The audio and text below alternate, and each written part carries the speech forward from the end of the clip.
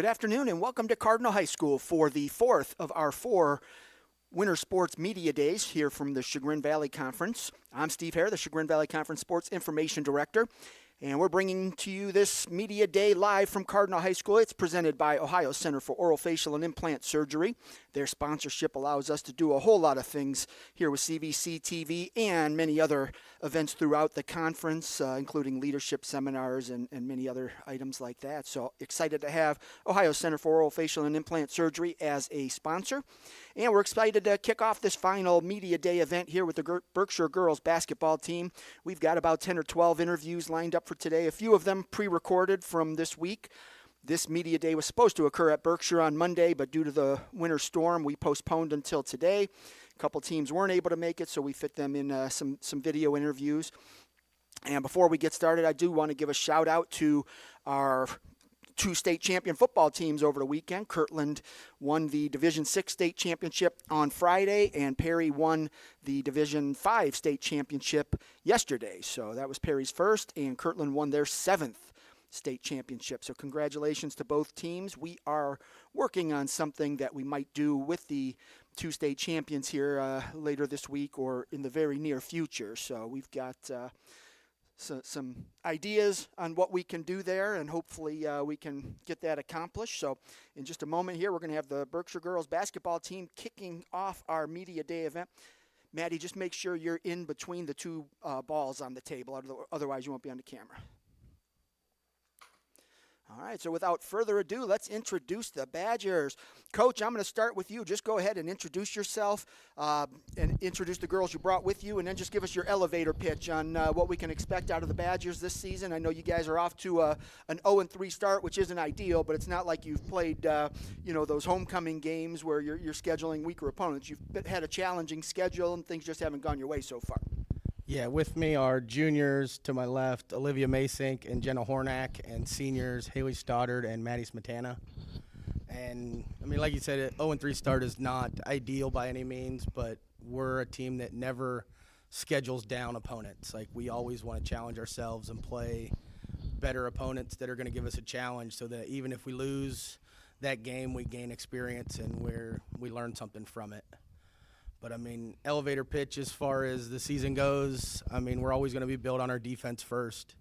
And, I mean, we stretch that defense from half court to full court. And for 32 minutes, you know what you're going to get with our defense.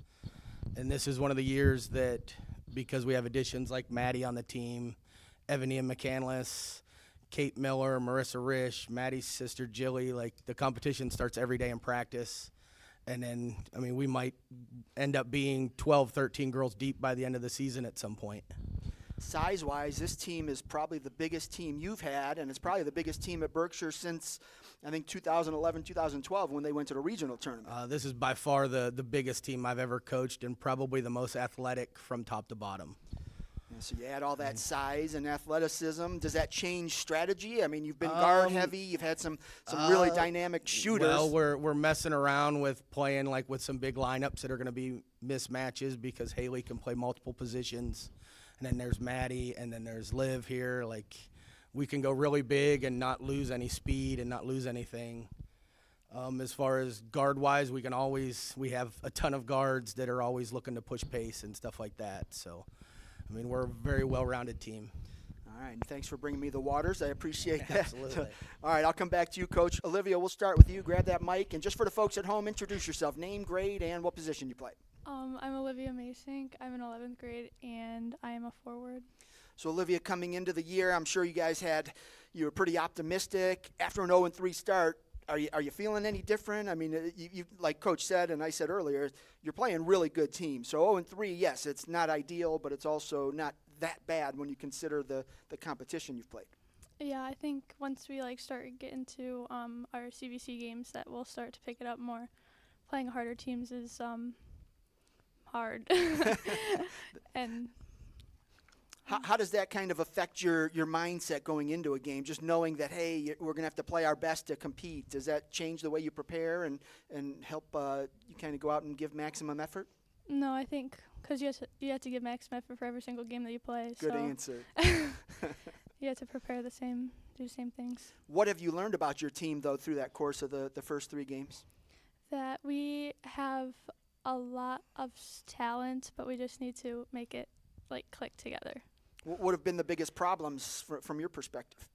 I think having more than a couple people score, we need to get deeper in the lineup scoring wise. Right. And you told us your position, you're a forward, but what's your role? What is coach looking for you to do on the court? Mostly be in the paint and scoring in the paint and rebounding. When you look at this year's team, what do you think is going to be the key to victory once you guys start to string some wins together? What's it going to take?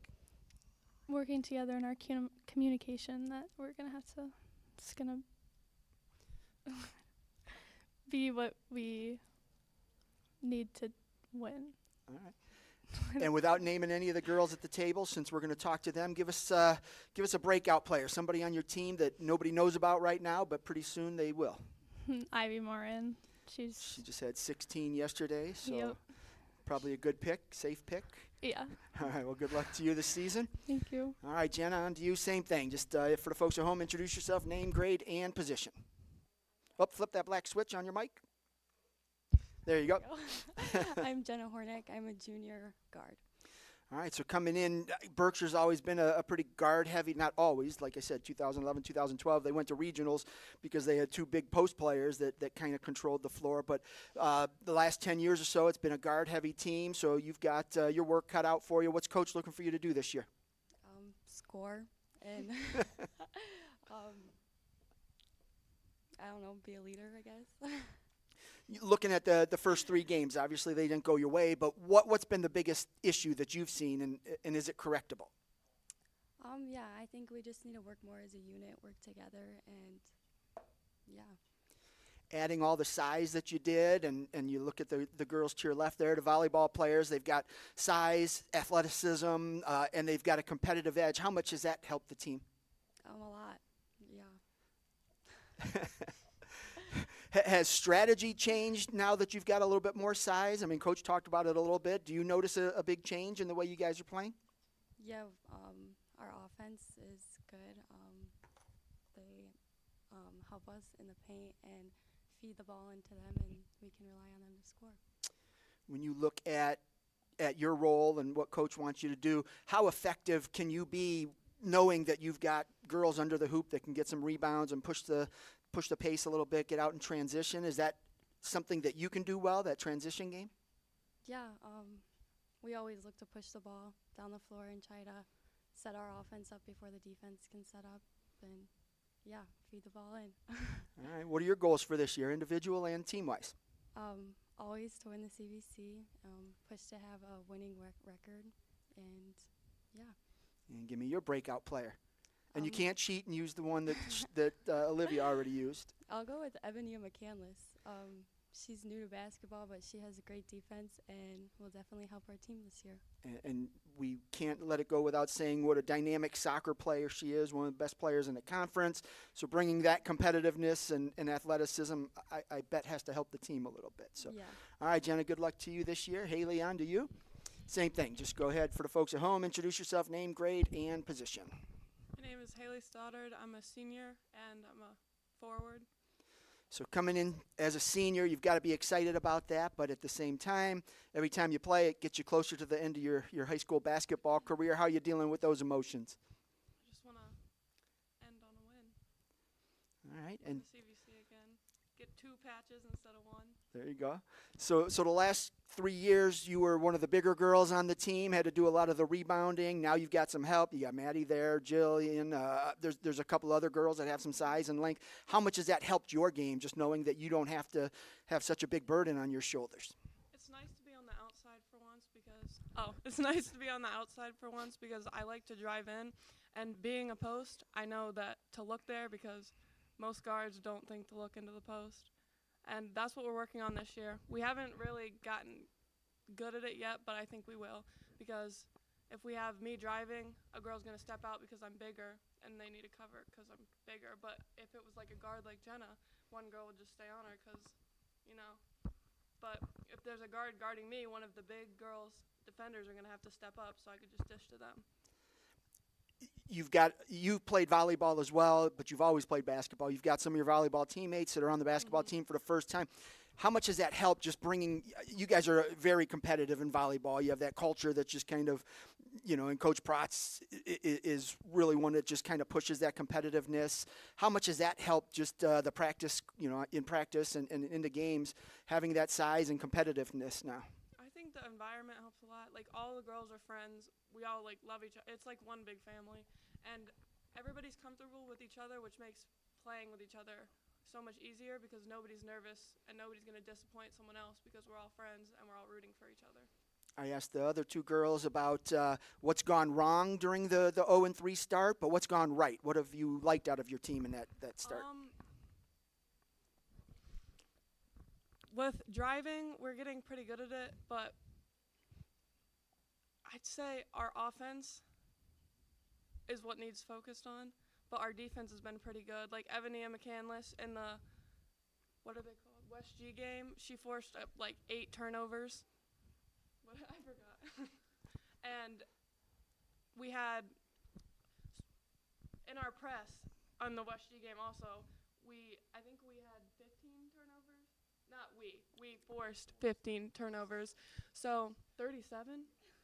So we forced 37 turnovers. So I'd say our defense is really our main focus, but now that we've got our defense down, we're working more towards our offense, and that's really going to help us in the next coming games. All right, what are your goals for this year, individual and team-wise?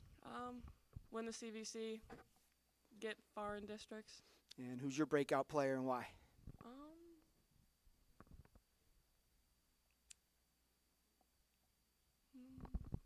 I got to think about the girls on the team now. All of them.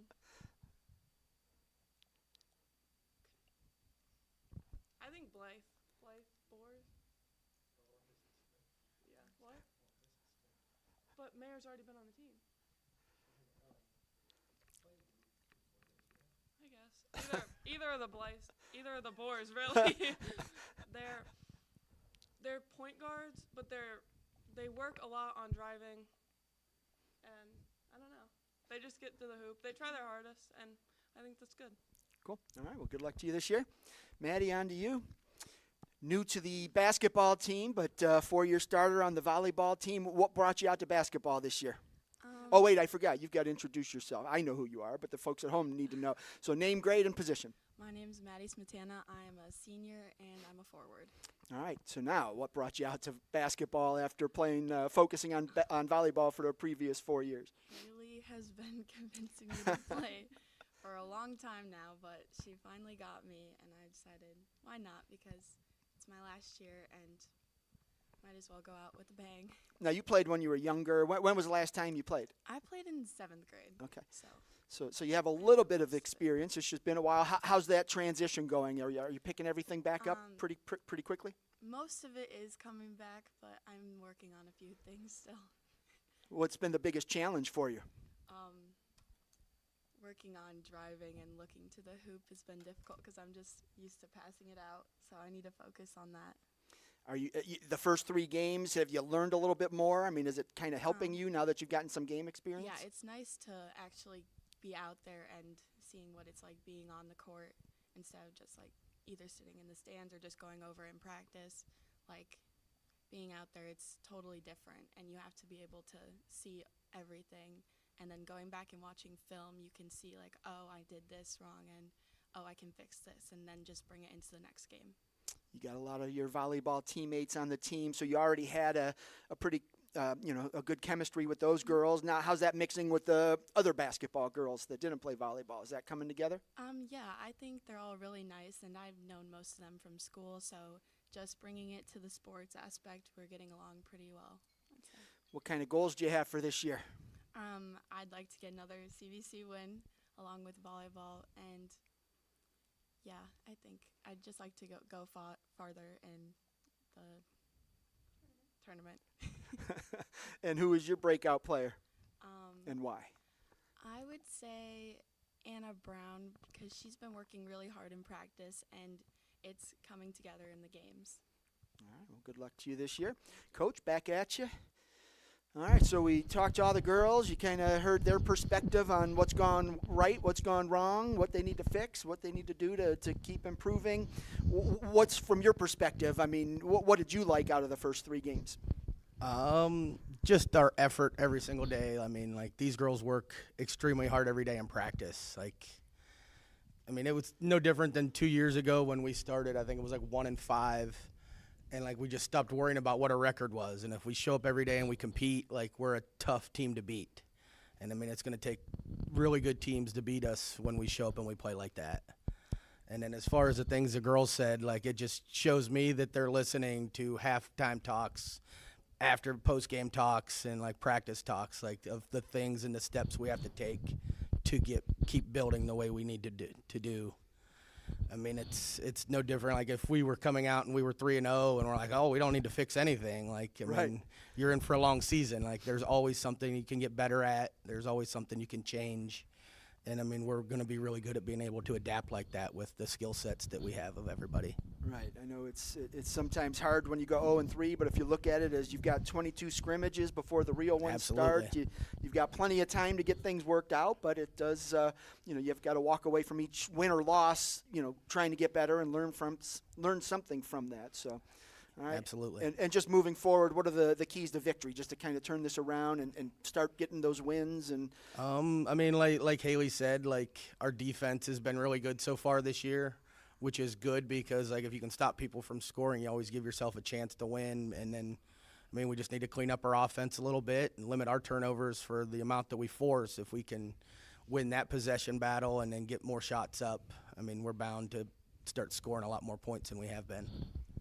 Well, sounds good. I know you guys will get better. I know the Valley Division's wide open. It's going to be a competitive league this year, I think. The Valley is going to be very competitive this year from top to bottom.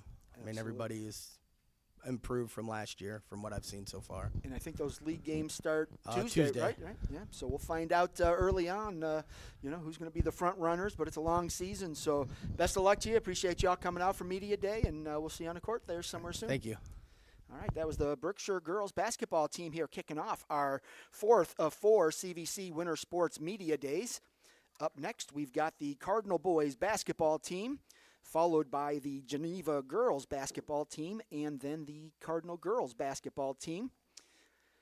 So cruising right along here, right here at CVC Winter Sports Media Day.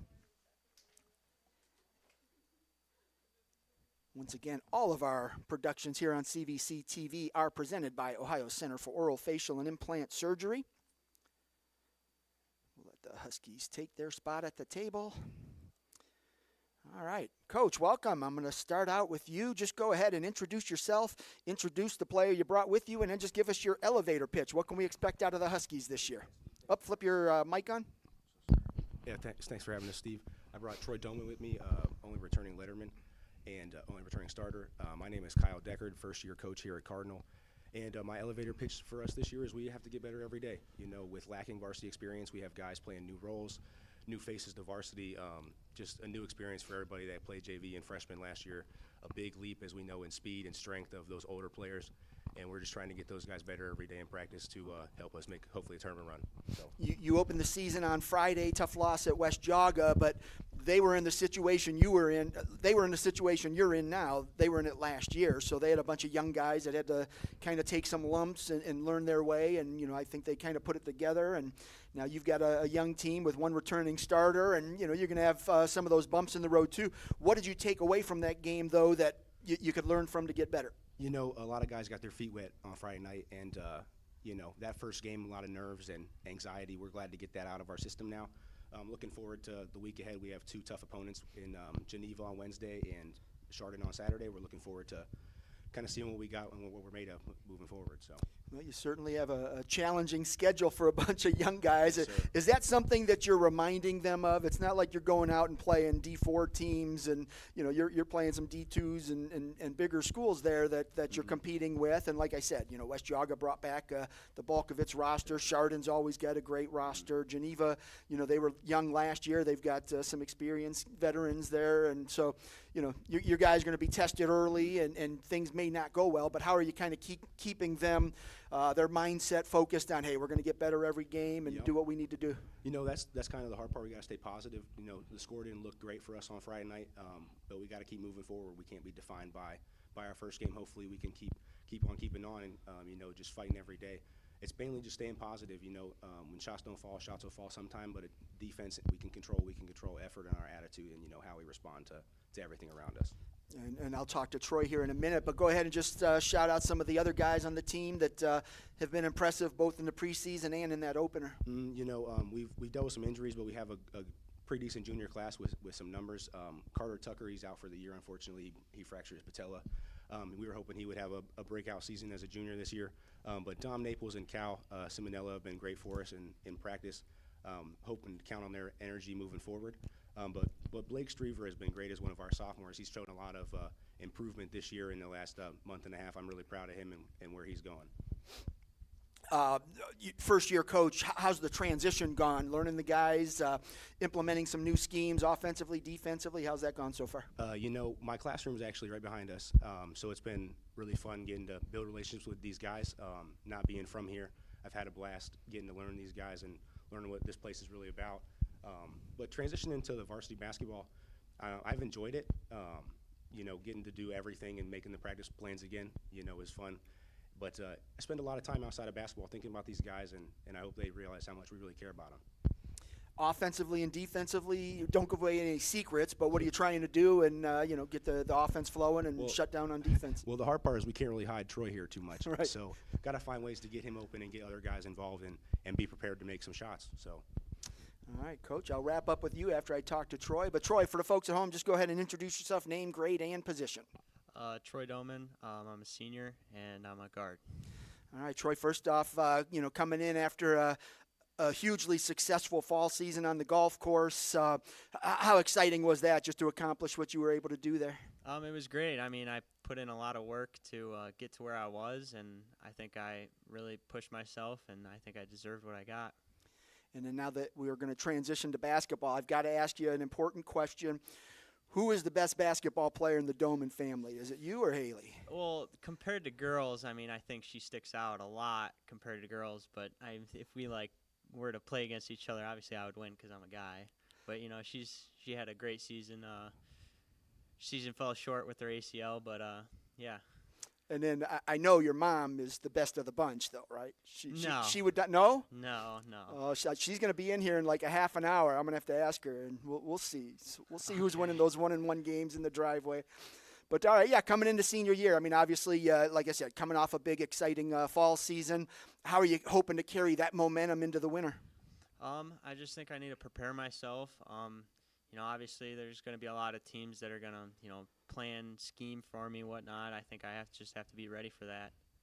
I think that is the biggest key is people are going to say, okay, well, Troy's the only guy coming back, the only guy that has some varsity scoring to his credit. You're going to see a lot of extra attention. So who are the guys that are going to be able to step up and complement you on the perimeter and doing some of that scoring?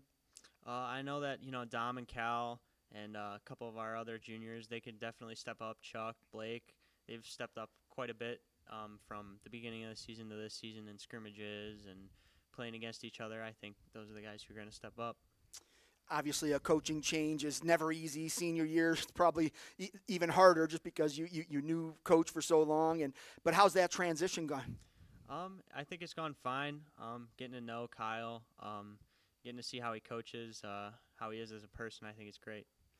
When you look at Friday night's game, obviously you look at the score, and you don't want to see that type of score, but knowing the situation you were in and West Yaga brought back most of its lineup, did you take away something positive from that game? I think that one of the things that we took away from that game was we stuck together as a team. Sometimes we get away, get frustrated and whatnot, but I think that in the end we were all there as a team and we fought together. The road doesn't get any easier this week with Geneva and Chardon. But then once you get into the conference games, I think that's where you guys will find a little bit more success. How are you as a senior trying to let these younger guys know that, hey, we've got better days ahead? Yeah, I mean, I think that I just need to, we just need to get better as, the year goes on. I think that we could definitely I think I could, coach them up a little bit, tell them what I know, and hopefully we'll be able to just learn every day, every day, every game we have. If it's a D1 school, if it's a D2 school, I think we just need to learn. So your role, you're a guard, you're the team's leading returning scorer. What is Coach looking for out of you this year? I mean, obviously he's going to expect you to get out there and do some scoring, that type of thing. But on the court, off the court, what are the expectations? The expectations is to, I don't think it's a rebuild season, but I think that he's looking for me to teach all these younger guys like what it's like to play varsity, so they're ready when they get put in.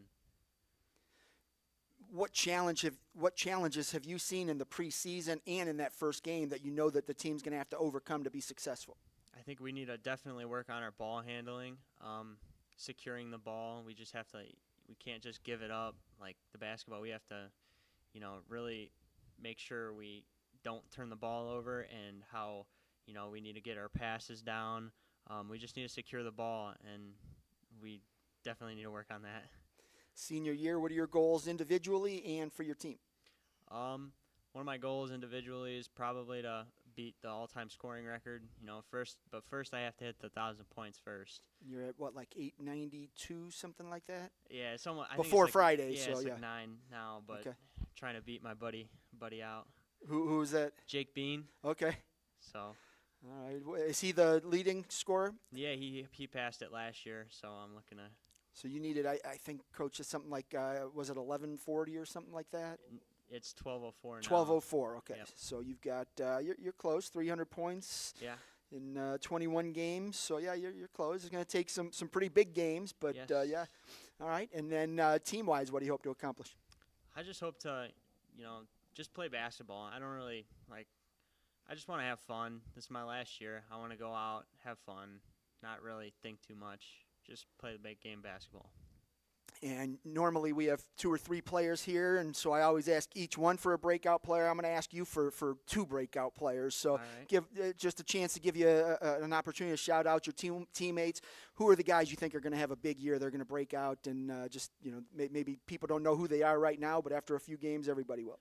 I think Cal Simonello is definitely going to have a breakout year with, maybe not scoring-wise, but he will be, steals, assists, rebounds. I mean, he's a very physical player. He's aggressive, and I think, he hasn't played varsity. He's played one varsity game yet, so I think that a lot of people will realize, and you have to watch out for him. Another breakout player, I think, is going to be Dom. Is just as long as he stays healthy. He gets injured. He already got injured this year with sprained his hand. But, I mean, he could shoot, he could drive, he could dribble. I think he could definitely be another all-around player that's going to have a breakout season this year. Just wrap them in bubble wrap during practice and, Yeah. Minimize that contact. But Yeah. All right, well, best of luck to you this year. Coach, back to you. Just, obviously you've got a young team. They're going to, like I said, they're going to take some lumps at times, and hopefully they learn from it and, keep improving. But what are the keys to victory? What's it going to take for your team to grow up in a hurry and start to put some wins together? Troy said it best. We got to take care of the ball. Our ball handling has been weak. We're trying to get better in all sorts of areas, but definitely taking care of the ball is one. Sticking together will be another key to victory because, when that scoreboard is not nice to us, it's not easy to be a good teammate when the chips are down. So looking forward to kind of fighting adversity together. But then just showing up every day. In the summertime, didn't have a lot of kids at workouts, and looking forward to maybe seeing that buy-in change over the next 12 months and, seeing how much these guys can improve over the season. We only had 18 practices so far. Got about 70 more to go. So hopefully, we see a lot of improvement. That's part of the problem is, especially with a young team, when you don't have that success, it's easy to become apathetic. When you're winning, everybody's bought in, everybody's having fun. How do you change that mindset where kids start to say, we're playing a better team, we're probably going to lose, and that's, you don't want to walk into a game with that mindset. So how are you trying to change that? That is tough. Kids look at the internet, they see who we're playing, they see kids are ranked, whatever. But just coming in as a coaching staff positive and trying to show a message, every day we can get better and every day we can prepare for that game. Any day in the arena, anybody can win. So we can beat anybody at any time. We just have to play better basketball. So. And then just, I asked Troy for a couple of breakout players. Who are the guys that have impressed you in the preseason and first game? He mentioned Cal and Dom. They've been great for us so far. I think a couple of sophomores I'd like to shout out are Blake Streever, like I said earlier. Taking the reins at point guard for JV, but he's going to play a lot of varsity time. I would expect him to leader with how things are going, with how our numbers are. And Landon Gallagher, another sophomore, I would expect him to get more varsity time because he's just so athletic. Just a lot. He's just very athletic and raw. We just got a lot of teaching to do with him. So. All right, sounds good. Well, Coach and Troy, I appreciate you making a long trip out here to Cardinal for Media Day, and best of luck to you this year. Thanks, Steve. Thank you. All right, that was the Cardinal Huskies boys basketball team live from Cardinal High School here at CVC Winter Sports Media Day. This is the fourth of 4 Media Day events. Up next, we have the Geneva Eagles girls basketball team, minus their coach, who got married yesterday, of all things. So she got married and is on a quick little honeymoon this weekend, so she was unable to make it to Media Day. But she did send us a few players to take care of business. So I'll start with Brooke. Brooke, you're going to be my coach today, and I'm going to let you go ahead and introduce yourself, introduce the girls that are with you, and then just give us an elevator pitch. What can we expect in Coach Harriman? Well, what's her new name? Yeah, Coach Voss. Okay, what can we expect out of the Eagles and Coach Voss's first season? Hi, I'm Brooke Richmond. I'm a senior, and I brought Delaney Marison, who's a senior, and Takai Myers, who is a sophomore. Coach Harriman apologizes that she can't be here today. She just got married last night, so congrats to her and her newly husband. But we just started off the season 2-0 with a win against West G and Berkshire. We're super excited. We have a good rounded varsity and JV roster. We had lots of girls come and try out, and we're all having fun and just enjoying the season, and we're getting ready.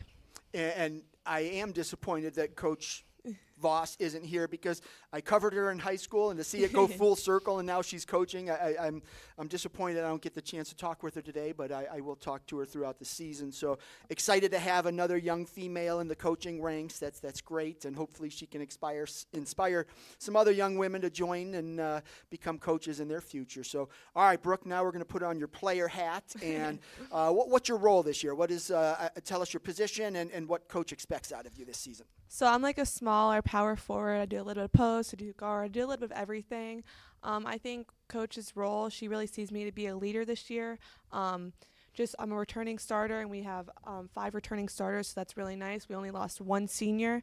But I think she's really just looking for me to lead the team, not only like leadership, getting the freshmen there, getting the sophomores there, but also on the court too, rebounding, scoring, and just improving on what I did last season. So you're coming off a nice volleyball season, too, so you had some success there. And just coming in as a senior, I mean, obviously you're excited to be a senior because you're going to graduate soon. Everybody looks forward to that. But every time you take a step on the court, it gets you closer to the end of your career. So how are you battling those dueling emotions where you're really excited, but at the same time, ooh, wow, I'm going to... Yeah, it's like bittersweet, but I'm just glad I have one last year because I feel like we really have a good chance to be great this year. Like I said, we only lost one senior, so that's really nice, but I feel it's bittersweet, but I'm excited to give it one last run. With 5 returning starters, obviously you're into a new coaching, you have a coaching change, so a new coach, you're learning some new things, but how has that helped that process where maybe since you've got so much experience, you're able to install a little bit more than maybe if you had a younger team? It's really nice because like I said, we do have experience, so Coach Harriman can really look up to us to get the younger girls there and get them in the offenses and the sets. So that's really nice, and like the energy is just amazing in the gym. Like new coach, we're all excited. We're always hype at practice. Like it's just a good new start. Without giving away any secrets, what can we expect out of the offense, defense? What's Coach trying to do? Mainly our offense is coming from our defense. That's what Coach really is honest about. Get the steals, get on the girls, be aggressive. She loves defense, talking, loud gym, and that's really what pushes our offense and gets us in our offense sets and stuff. So it sounds like she's creating her program based on her high school career. Yeah, we're bringing back Geneva culture, basketball culture. Yeah, that's how she played. She was just an aggressive kid offensively and defensively, and so that seems to be the case that she's trying to bring there. Is that something that the team has embraced? Yes, that we love it. We love getting after it on defense. We every day in practice we're working hard and doing that and just making each other better and pushing ourselves, and it's really shown in just our 2 games. All right, and then you as a senior, what are your goals this year? What are you trying to accomplish individually and as a team? Individually, I'm just trying to improve on what I did last season and just be a leader to the girls, because I know as a freshman, I looked up to the older girls, and that's what I want to be to the younger girls, to see a role model. And as a team, I want to compete for the CVC title. I feel we have a great chance this year. We have the players, and I feel like we can get it done. And that Lake Division is stacked, and it's It going to be is. a battle every It's night. very competitive. Yep. All right, so last one for you is just give me a breakout player. You can't name anyone at the table since we're going to talk to them, but somebody on the team that maybe nobody knows about right now, but after a few games, everybody will know. Mahara Jackson, she's our other senior. She wasn't able to make it here today. Mahara, I've been playing with her forever. She is the most aggressive player on the court. If there is a ball on the ground, Mahara will be the first one on it, and she embraces her role, and we love it. She's awesome. Outstanding. Well, good luck to you this year. Thank you. All right, Delaney, on to you. Same thing. Well, not the same thing, because Brooke actually acted as the coach first. So for the folks at home, introduce yourself, name, grade, and position. Hi, I'm Delaney Marison. I'm a senior, and I kind of play everywhere. I'm like a small forward or a guard. So knowing that you can play multiple positions and have some versatility, what's Coach looking for you? What's your role? She really wants me to be a leader, like on the court too, and just encourage everyone. I think she expects a lot from me and some of the other seniors, like to just really like step up out there and like show everyone like how to do things. Obviously, coaching transitions can be difficult.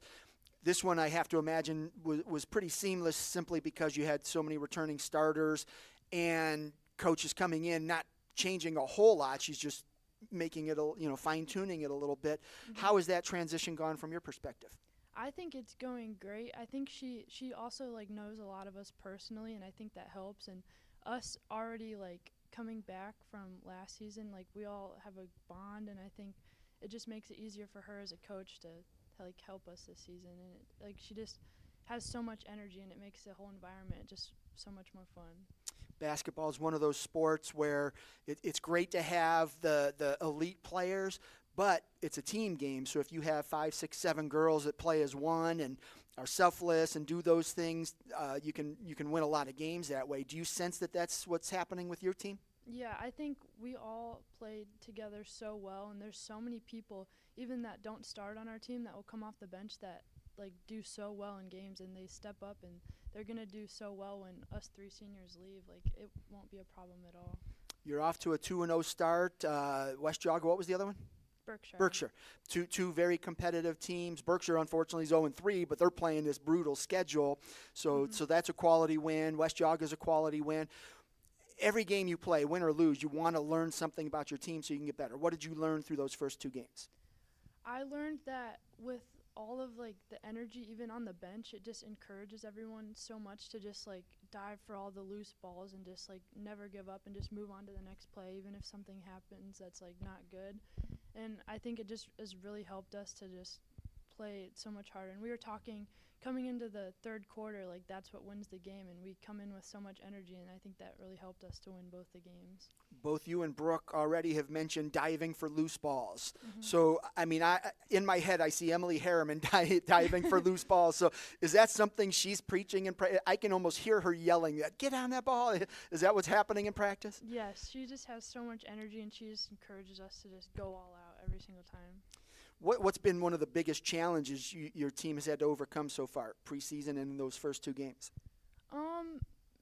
Pretty much for everyone is just learning new plays, because we have a new coach. We're learning a bunch of new plays, and sometimes it's hard for everyone to remember them when they come out, or we have some people like stepping up to varsity and they don't remember everything. But I think we're working really good together, and I think it's going to work out really well towards the end of the season. All right, and what are your goals for this year, individual and team? Individually, I want to make the most of my senior season. I want to have a lot of fun. I want to just do the best I can. I didn't play all the games last year because I got sick and I fractured my hand. So I just want to That's not fun. I know. I just want to play the whole season and just do great. And then for the team, I want us to win the CVC, and I hope maybe we could go undefeated. I'm hoping. Make a long run in the postseason. Well, best of luck to you. Thank you. All right, to Kaya. All right. I wasn't sure I was going to pronounce that right. I was nervous, but I hope I did okay. But for the folks at home, introduce yourself, name, grade, and position. My name is Takai Myers. I'm a sophomore, and I'm a point guard. All right, so Takaya coming in, you were a starter last year as a freshman. What was that like, just kind of going out first year in high school and you're already a starter? It was pretty good because I was a starter, but I had a lot of stuff to overcome because I was just a freshman, and I had new plays to run and all that stuff, so it was kind of hard. So you've got a season under your belt, 23, 24 games. So you're no longer that wide-eyed freshman. You're a sophomore. How are you going to avoid that sophomore slump? I'm gonna try to work really hard and push myself in practice and in games and stuff. So coming into this year, how much more confidence are you playing with because of all the experience you gained? I have a lot more confidence, you can see it. I'm scoring a lot more than last year, and my defensive game is a lot better than last year. Obviously, the coaching transition has changed some things. Is it a better move? Is it better for you with the coaching change, just knowing that she's implementing some different offenses and defenses? I think it's better. The coaching change is better because there's a lot more energy than last year and stuff. So. As a sophomore, you're here with two seniors, so obviously Coach thinks highly of you. And what does that mean to you, just to know that she has that much respect and confidence in you?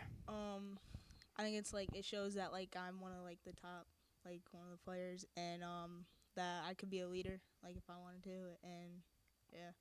So your role as the point guard, you've got to distribute the ball to the players so they can score, get some good looks, but I assume Coach still wants you to score because you seem like you're one of those confident, aggressive players.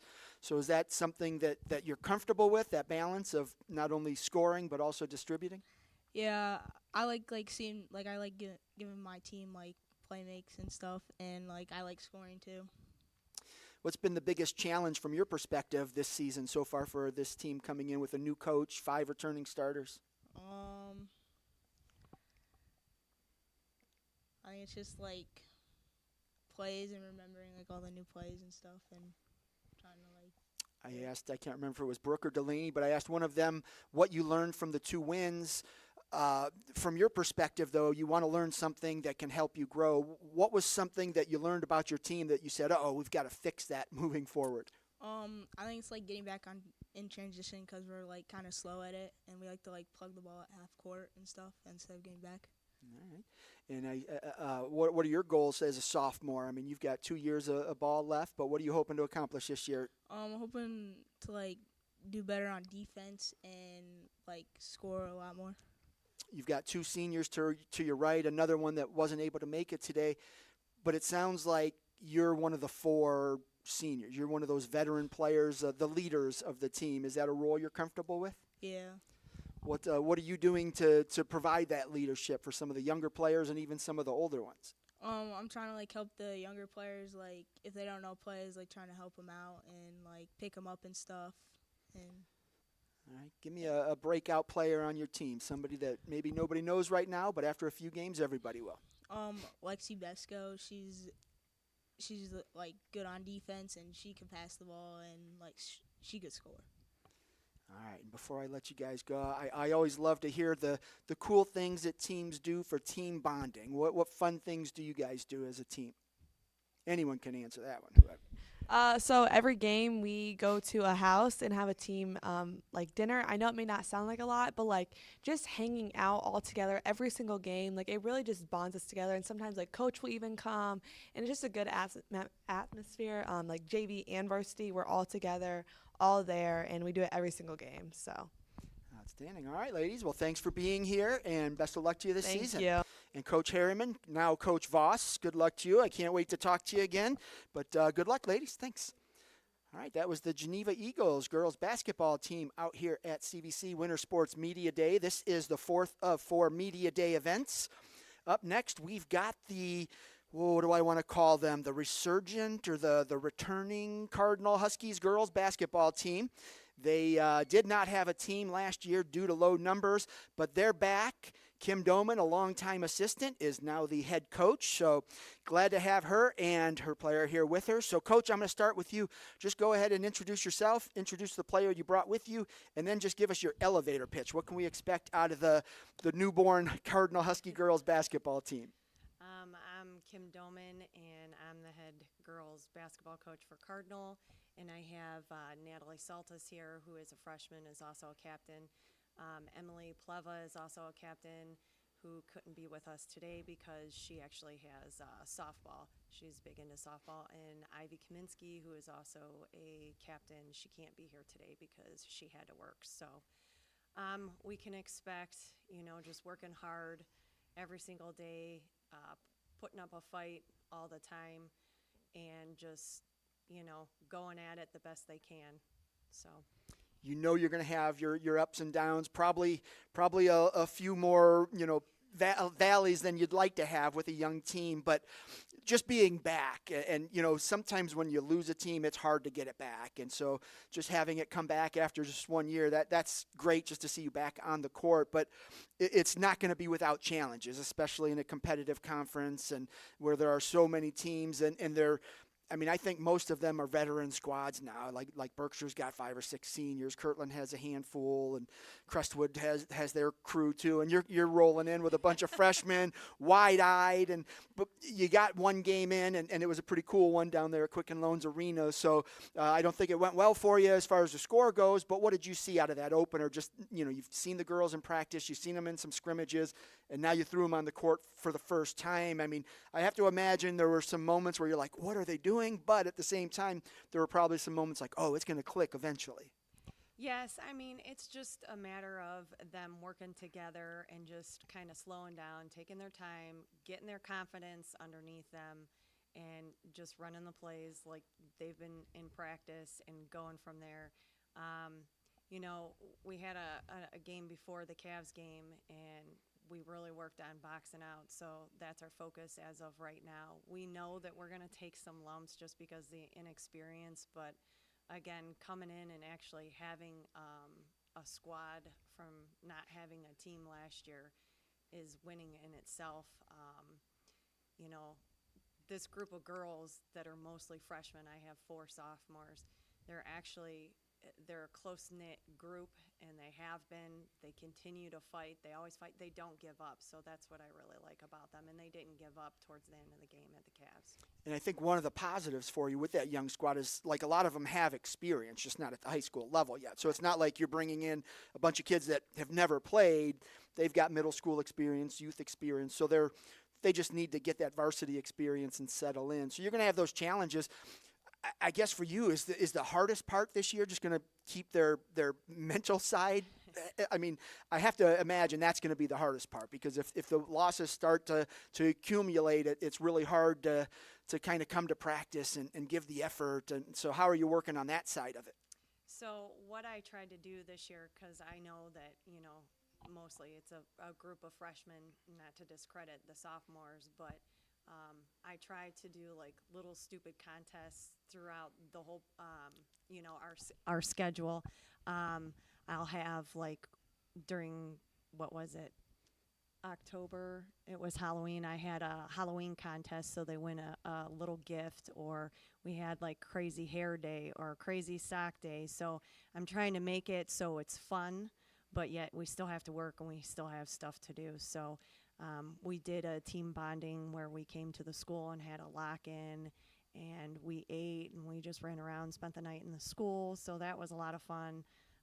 Just certain things like that, I think, for their mental health, to make them, hey guys, I know this is going to be rough. I keep telling them it's bigger, faster, stronger, but it's baby steps. You do the little things. If you do the little things, they become big things. And once those big things come, I think it'll start clicking. So it's got to take its time.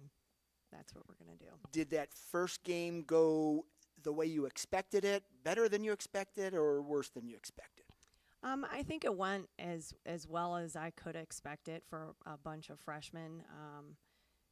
Again, we were down, I think, by a lot, and we came back in the third quarter. Like I said, they kept fighting and fighting and fighting, and we ended up in the first game coming back within 8, and then again, just that experience in the fourth quarter. So this freshman team is just they don't give up. They're a bunch of fighters, so I guess that's a good sign. So good. Coach, I'll come back to you after I talk to Natalie. Natalie, for the folks at home, just go ahead and introduce yourself, name, grade, and position. I'm Natalie Soltis. I'm a freshman and I'm a guard. So Natalie, coming in, no team last year, so you're an 8th grader. What were you thinking when you heard that there wasn't going to be a varsity team? Did you think you were going to be able to play in high school? I thought very positively, and I thought I would probably make it to varsity since there's no upperclassmen that are playing. So you were confident the team was coming back. Yeah. So you were optimistic about that. Okay. So coming in, how aware are you of the challenge that you and your teammates faced this year after not having a team last year? So no starters returning, just a young group of kids coming out that are going to have to learn to be fighters and compete. I knew it was going to be very hard.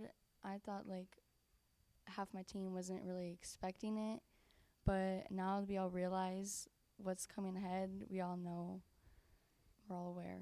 What was it like stepping out on the Cavs court there? Because obviously it's cool to play there, but at the same time it's your first high school game and you're in this huge arena. And so what was it like there emotion-wise? The court was very bigger, and we were all so shocked, and it was just weird shooting there. How nervous were you for that first game? I was nervous at first in the first quarter, but then I got used to it and just went out there and played my best. Yeah, once the ball goes in the air, the nerves go away and you just focus on playing. What did you learn about your team in that first game? I learned that we all get very nervous and don't come together and be a team in the beginning, and then we work it out in the end, and we start gaining points and doing good defense and stuff. How confident are you that with a few more games and more practices, that experience, it'll change those nerves a little bit? That we're all getting experience for high school, and now that we all are gonna prepare ourselves better for what's coming. Offensively and defensively, don't give away any secrets, but what are you guys trying to do as a team just to kind of create some scoring opportunities and limit the opponent's opportunity to score? We're trying to or actually do the plays in the game, because sometimes we'll do good in practice, but then once we get out in the court, we're just wait, what was the play again? How do you fix that? By just communicating and telling them and helping each other, or where to go and stuff. I imagine you're a pretty competitive person. I think every athlete has a competitive streak in them. So coming in, just knowing the uphill battle that your team is going to face, how are you staying positive, especially when things aren't going well? I'm just trying to prepare myself and just motivate myself in the game and stuff. Typically a team has juniors and seniors that provide leadership for the younger kids. Well, now it's the younger kids that are providing leadership for themselves. Who are the girls that have kind of stepped up as leaders? Mostly my teammates and my coach. They always help me when I'm down and stuff. What kind of goals do you have for this season? Just to score more and have better defense and be a team. All right, and here's a chance to shout out some teammates who has been putting in the work and the effort and doing all those things that they need to do to help the team and make themselves a better player.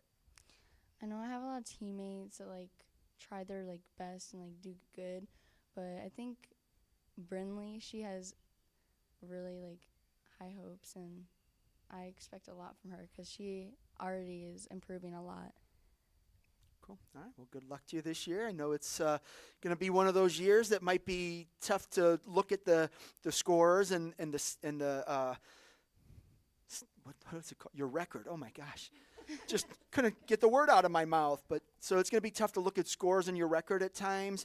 But it's going to be one of those seasons that hopefully you can learn a lot from it. And next year when you're coming back with all of your starters returning and everyone on the team back for the next 2 years at least. So hopefully things grow. And I know you have a great coach, so I think she's going to help you guys put it all together. And should be fun to watch to see what you guys can do in a couple of years. So good luck to you. All right, Coach, back at you. It is going to be one of those years. It's going to be tough, and we've talked, before Media Day about it in your preview, and it really is just about getting these girls some experience, getting them to understand that, hey, this year you might not do as well as you want to, but it's the first step of, you've got a few years with these girls, so you've got an opportunity to create a new legacy and a new culture at Cardinal. How exciting is that for you? Because you've been around the program for a long time. You've been around some great players, and now you've got a bunch of young kids that you kind of mold into your own shape. It's just really going back to basics. I talk a lot to my actual high school coach, Dennis Laurie, a lot, and he just keeps telling me patience, patience, patience, it'll come.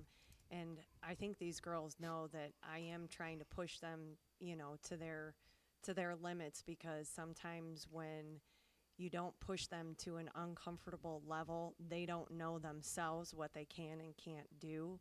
And, I'm just trying to give them, hey guys, I know it's tough. I know it's, you're playing against bigger, faster, stronger. And I've been telling them that since their 8th grade year when they get to high school, and just letting them know that it's baby steps, and you got to take each game day by day, one by one, and that if you do the little things, they'll become bigger things, as it goes on. So I'm just trying to change the culture and trying to change, hey, work hard. If you work hard, it pays off. Don't worry about what everybody else says. It'll come.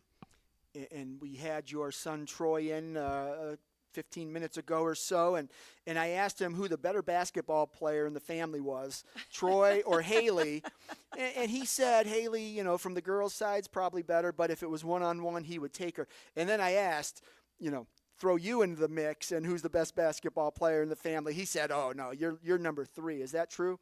I think you could take them both. Well, I would have to say that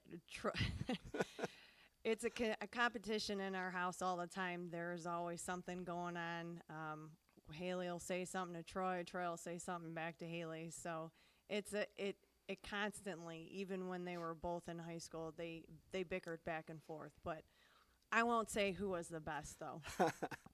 Good call. And tell Haley I said hello. It's kind of weird. I covered her for 4 years, 12 seasons, and now I don't ever see her except on Instagram every once in a while. So tell her I said hello and send her my best, and best of luck to the Cardinals this year. I will. To the Huskies this year. That's Cardinal okay. Huskies. God, That's okay. it's a rough day for me so far. Well, you're talking a lot, so you're good. I'm trying. All right, ladies, thank you for being here, and best of luck to you this year. Thank you for having us. Sure. All right, that was the Cardinal girls basketball team here at CVC Winter Sports Media Day. This is the 4th of our 4 Winter Sports Media Days. Up next, we've got the Crestwood Wrestling Team, followed by the Lakeside Wrestling Team, and then we'll have a couple of boys basketball teams, Grand Valley and Crestwood. That's Crestwood girls basketball at 1:50. So, all right, so up next, we've got the Crestwood Red Devils Wrestling Team here. We are live from Cardinal High School on CVC TV, which is presented by Ohio Center for Oral, Facial, and Implant Surgery. And all right, up next, we've got the Crestwood Red Devils. Coach, I'll start with you. Just go ahead. Let's move this way, JP. You got to be inside that football there. So if everyone can move to the right just a little bit. The basketball and the football are my markers so that you're on camera. All right, there we go. All right, Coach, welcome. Just go ahead, introduce yourself, introduce the guys you brought with you, and then just give us your elevator pitch. What can we expect out of your squad this year? All right, Steve, thanks for having us. This is all 3 of them are seniors. So this is senior J.P. Roble, senior Drake Reneker, and senior Gavin McIntyre. So this year we have about, I want to say 16 to 18 kids on our roster. We have 4 seniors. These 3 right here are looking to letter for the 4th year. So this is my post-COVID crew. So this is the crew that got everything, rejuvenated going again. So I'm excited to have all 3 with us. But, yeah, we have 4 seniors, the 4th one being Blake Baumgartner. We're young. We're really young. I bet you on the roster, out of the 16, half of them are freshmen. Wow. So we're a very young team, but this is going to be our core group. When you add Blake in the mix, those are the 4 that I'm hoping will lead us, and all 3 of these guys are district qualifiers with JP, qualifying for the state tournament the last few years as well. He was there 3 years in a row, right? So, Correct. Okay. Correct. So you've got this nice core group of upperclassmen that have the district experience, the state experience. How impactful is that for those younger guys to learn from when you've got so many young freshmen? Absolutely. So we had a preview on Friday with Madison, and Madison's one of the newcomers to the CVC, and they're one of the top teams in D2 in the Northeast District. So it was nice to see these guys get some nice competition right off the bat. But I tell these guys, even at practice yesterday, they got to lead by example. They got to be our leaders, not just vocally, but they have to show the freshmen how it's done. We have some nice, looking freshmen that are going to be stepping up for us this year. We have a couple, sophomores and juniors. I think we return a total of 5 district qualifiers. So there's potential there. Even though we're young, I feel like we have a nice core group to do some nice things. And I really think that all 3 of these guys really do have a legitimate shot of getting down to Columbus. But it's not going to be easy. They have to work hard. I'm hoping that we peak at the right time. And I hope that, in all phases of the game, we're tough from the neutral position, from the bottom top, and our conditioning and our mental attitude, is there as well. We just had Cardinal girls basketball on, and they've got a team. They didn't have a team last year because of low numbers, so this year they're all freshmen and a handful of sophomores, so they're very young. But the nice thing about wrestling, when you bring in a bunch of freshmen, they're playing in basketball, they're playing kids that are older, stronger, faster. In wrestling, you're wrestling kids the same weight. They may be older and a little stronger, but you're at least the same weight, and you have a fighting chance in there. And then when you have a great group of kids that they drill with and get punished by probably a lot of the time, that has to help a little bit. So do you see that growth already? I hope so. I like to think, that growth in the first couple weeks, is there. I know that having the middle school the last few years practicing alongside the high school definitely helps. They see, what the expectations are. They know what, we expect during the conditioning, or during, drilling or when we're wrestling live. It's not fun and games. We're there. We mean business. We're there 2 hours. We're going to go hard during those 2 hours. We have a good little strength and conditioning program, where at the beginning of practice, we're lifting, and at practice, we're conditioning and just making sure that we're able to go 6, 7, 8 solid minutes. All right, Coach, I'll come back to you after I talk to the guys. I'll start right there to your right. Gavin, go ahead and grab your mic. And for the folks at home, introduce yourself, name, grade, and what weight you're planning to wrestle. Gavin McIntyre. I'm wrestling 215, and I'm a senior. Sorry. Yeah, that's good. Sorry. All right, so coming in, you've got that district experience coming in senior year. Obviously, I'm sure you're gunning for a trip down to Columbus. What's that going to take for you this year? Well, last year, I wrestled really tough in my last match at district, so in overtime I got hit with the stalling call, and it lost me in overtime. But really, I think this year I just need my conditioning really needs to be better than last year, even though it was really good last year, and I just have to have the mindset of winning and getting down to the state tournament. Coming in as a senior, obviously you've got all the experience, you're getting stronger, faster, you understand the need for the conditioning improvement. Technique-wise, though, are you comfortable with where you're at? I think I still need to improve. See, I struggle with pulling the trigger. Like, I have one really good move, but then, I need to have a second move to get me down there. So I really need to work on that and just pull the trigger. What have you learned in the previous 3 years that has helped you come into this senior year more prepared than ever? Your technique. Really, you can wrestle a guy super strong, but if you have a really good technique, it's going to wear down on that kid, and then it's really going to show in the third period who's the better person. What's been the biggest challenge for you to overcome so far this year? Probably my mindset, getting over it. I know, my previous years, my freshman, sophomore year, I would get beat up, and I think it just stuck in my head that, I'm never going to be able to beat these kids. They're better than me. But, since my junior year, I think it really showed that I got over that mental hump. Good. And then, so you mentioned that being one of the younger kids, you were getting beat up on by the older guys, and I assume you're probably doing that to some of the younger guys now. But are you passing on what you've learned from the older guys in the past to the younger kids? Well, yeah. How are you doing that? What are you doing to be a leader for those kids? Just showing that I'm not a big vocal guy. I'm not going to yell at them or anything. I'm going to show it in the wrestling room and show them the right way and what to do, and just hopefully they go off what I'm showing and basically do that. when you look at this season, and obviously you have some big goals ahead of you, whether you get down to Columbus or not, you can still consider it a successful season. You may not reach a goal, but what is going to define success for you this year? At least, well, obviously states, but if I can somewhat improve from districts, at least not going 0-2, and at least winning at districts, I'd be happy with that. And then here's just a chance for you to shout out one of your teammates. Don't mention anyone at the table since we're going to talk to them, but who's going to be a breakout wrestler this year? Somebody that maybe nobody knows right now, but after a few matches or tournaments, people will know. Probably Ty Berquist. He's tough and physical. I'd say he'd be a Where's he at? What weight? I think he's going 144. All right, sounds good. Good luck to you this year. Thank you. All right, Drake, on to you. Grab your mic. And for the folks at home, same thing. Name, grade, and what weight you plan to wrestle. I'm Drake Reneker. I'm going to go 150, and I'm a senior. So, Drake, coming in, you've been to the district tournament. You know how brutal it is there, and, it's tough to get out. It's sectionals, it's not quite the way it was, 10, 20 years ago where weight classes were filled, and it was tough to get out of a sectional. But districts, everyone's good. You get into those matches, you can't make a mistake. You've got to go in with the right mindset. So how prepared are you for this year just to come in as a senior and make one final run at Columbus? I think my technique is definitely better than last year's, but I just need to get my conditioning up to be ready for the tournaments. Coach, you're sitting over there, and you've heard two guys say we got to work on the conditioning. It sounds like we're going to do a little bit more running at practice in the very near future. Guys, careful what you wish for. But all right, so yeah, just coming in. I mean, obviously, I know you've got to drill with JP a lot, and having a great competitor like that, somebody who's been down to Columbus. How much does that help you when whether it's JP or somebody else in the room, just always being competitive in practice? I think that's the most important part, having a good drill partner. It's just going to make you better. And then, coming in, you've got 3 years of experience. You've learned a lot. What have you learned that's making you a better wrestler heading into this season? Probably just the mindset. If you want to win, you can win. When you look at, what you've accomplished, getting to districts is quite an accomplishment, and I know you want to make that next step, but are you satisfied if that's where it ends up, or is it just something that it's state or bust? I wouldn't be satisfied if I don't make it to states.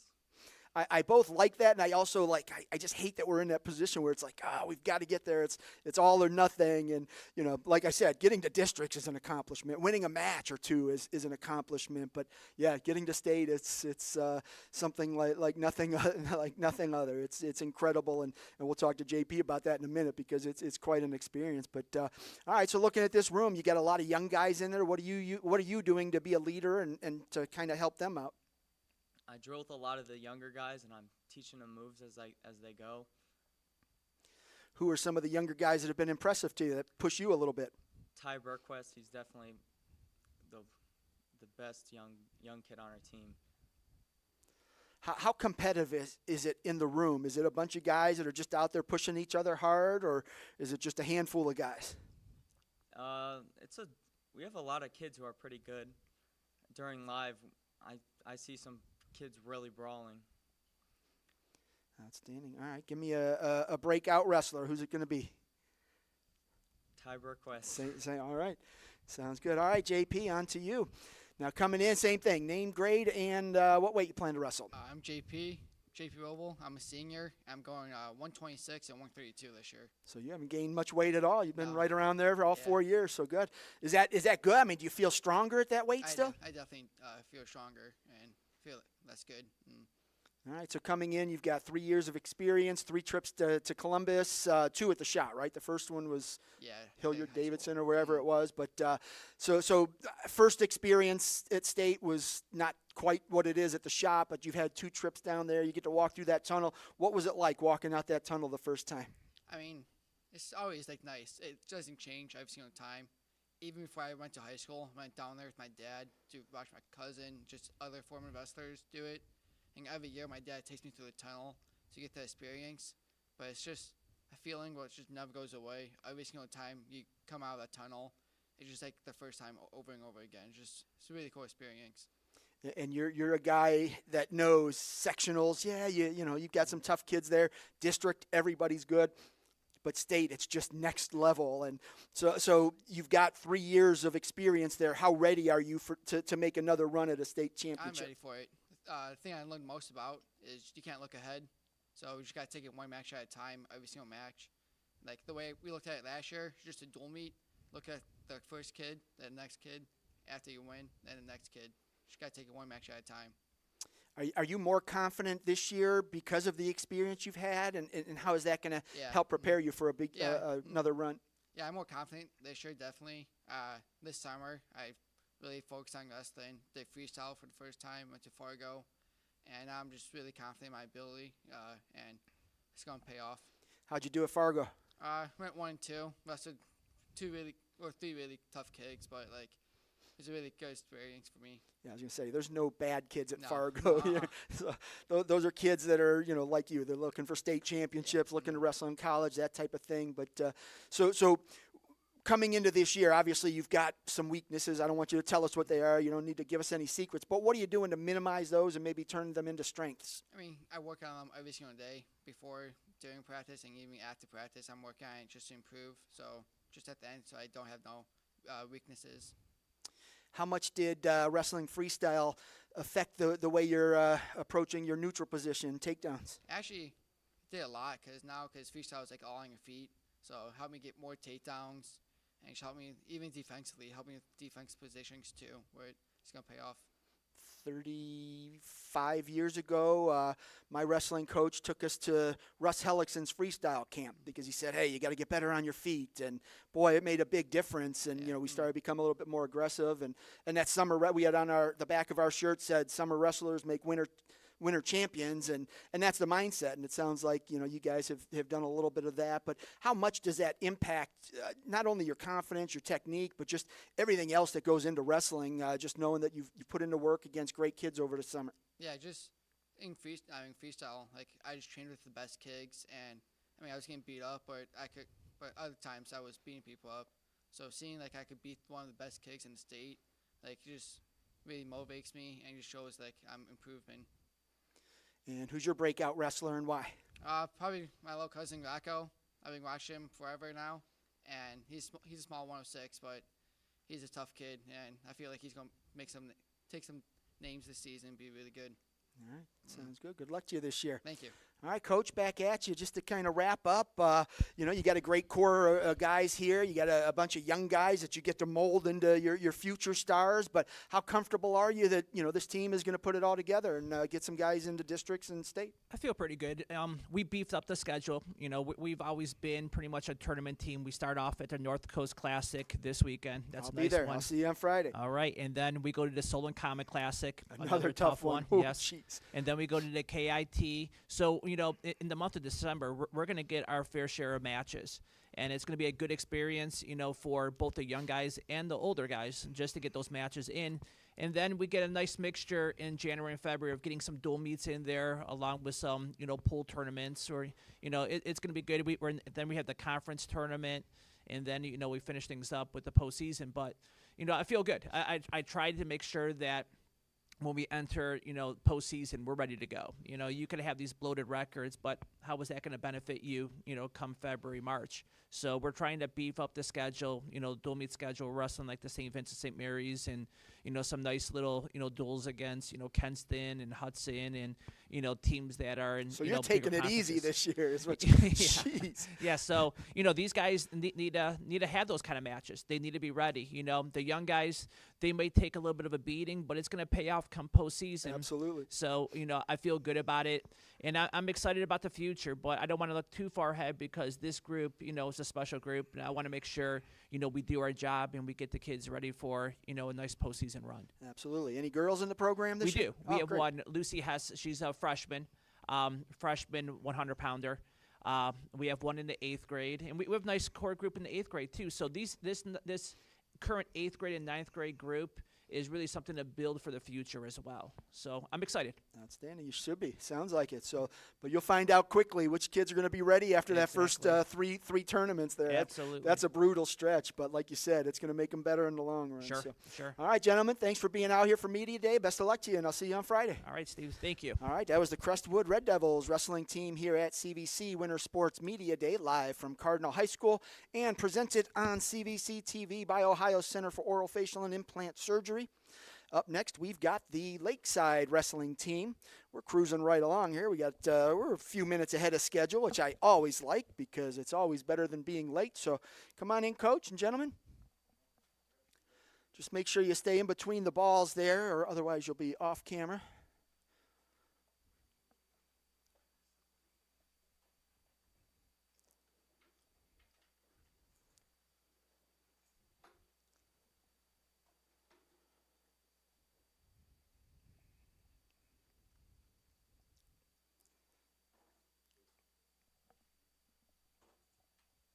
All right, so we've got the Lakeside wrestling team followed by the Grand Valley boys basketball team.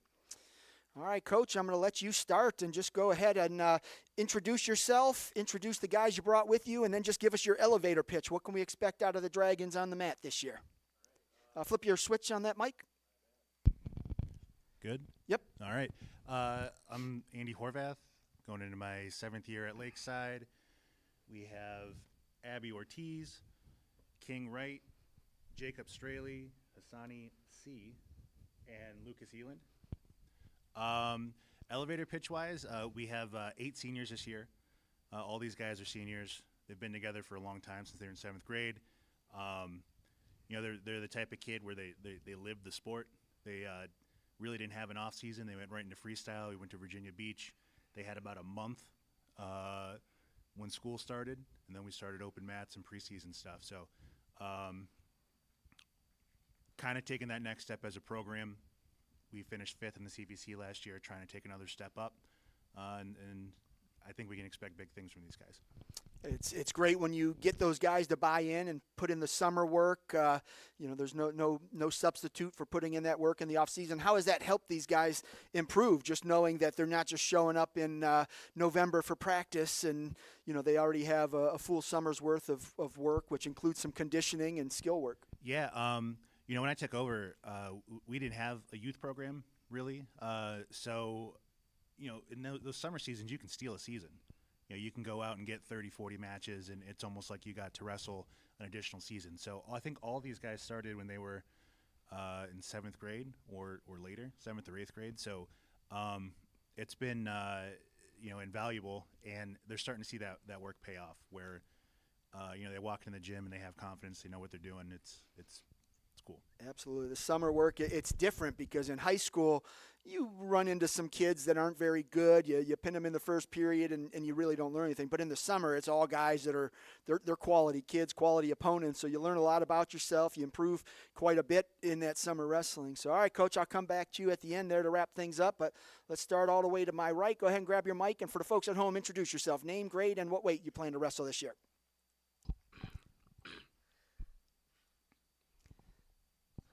Abby Ortiz.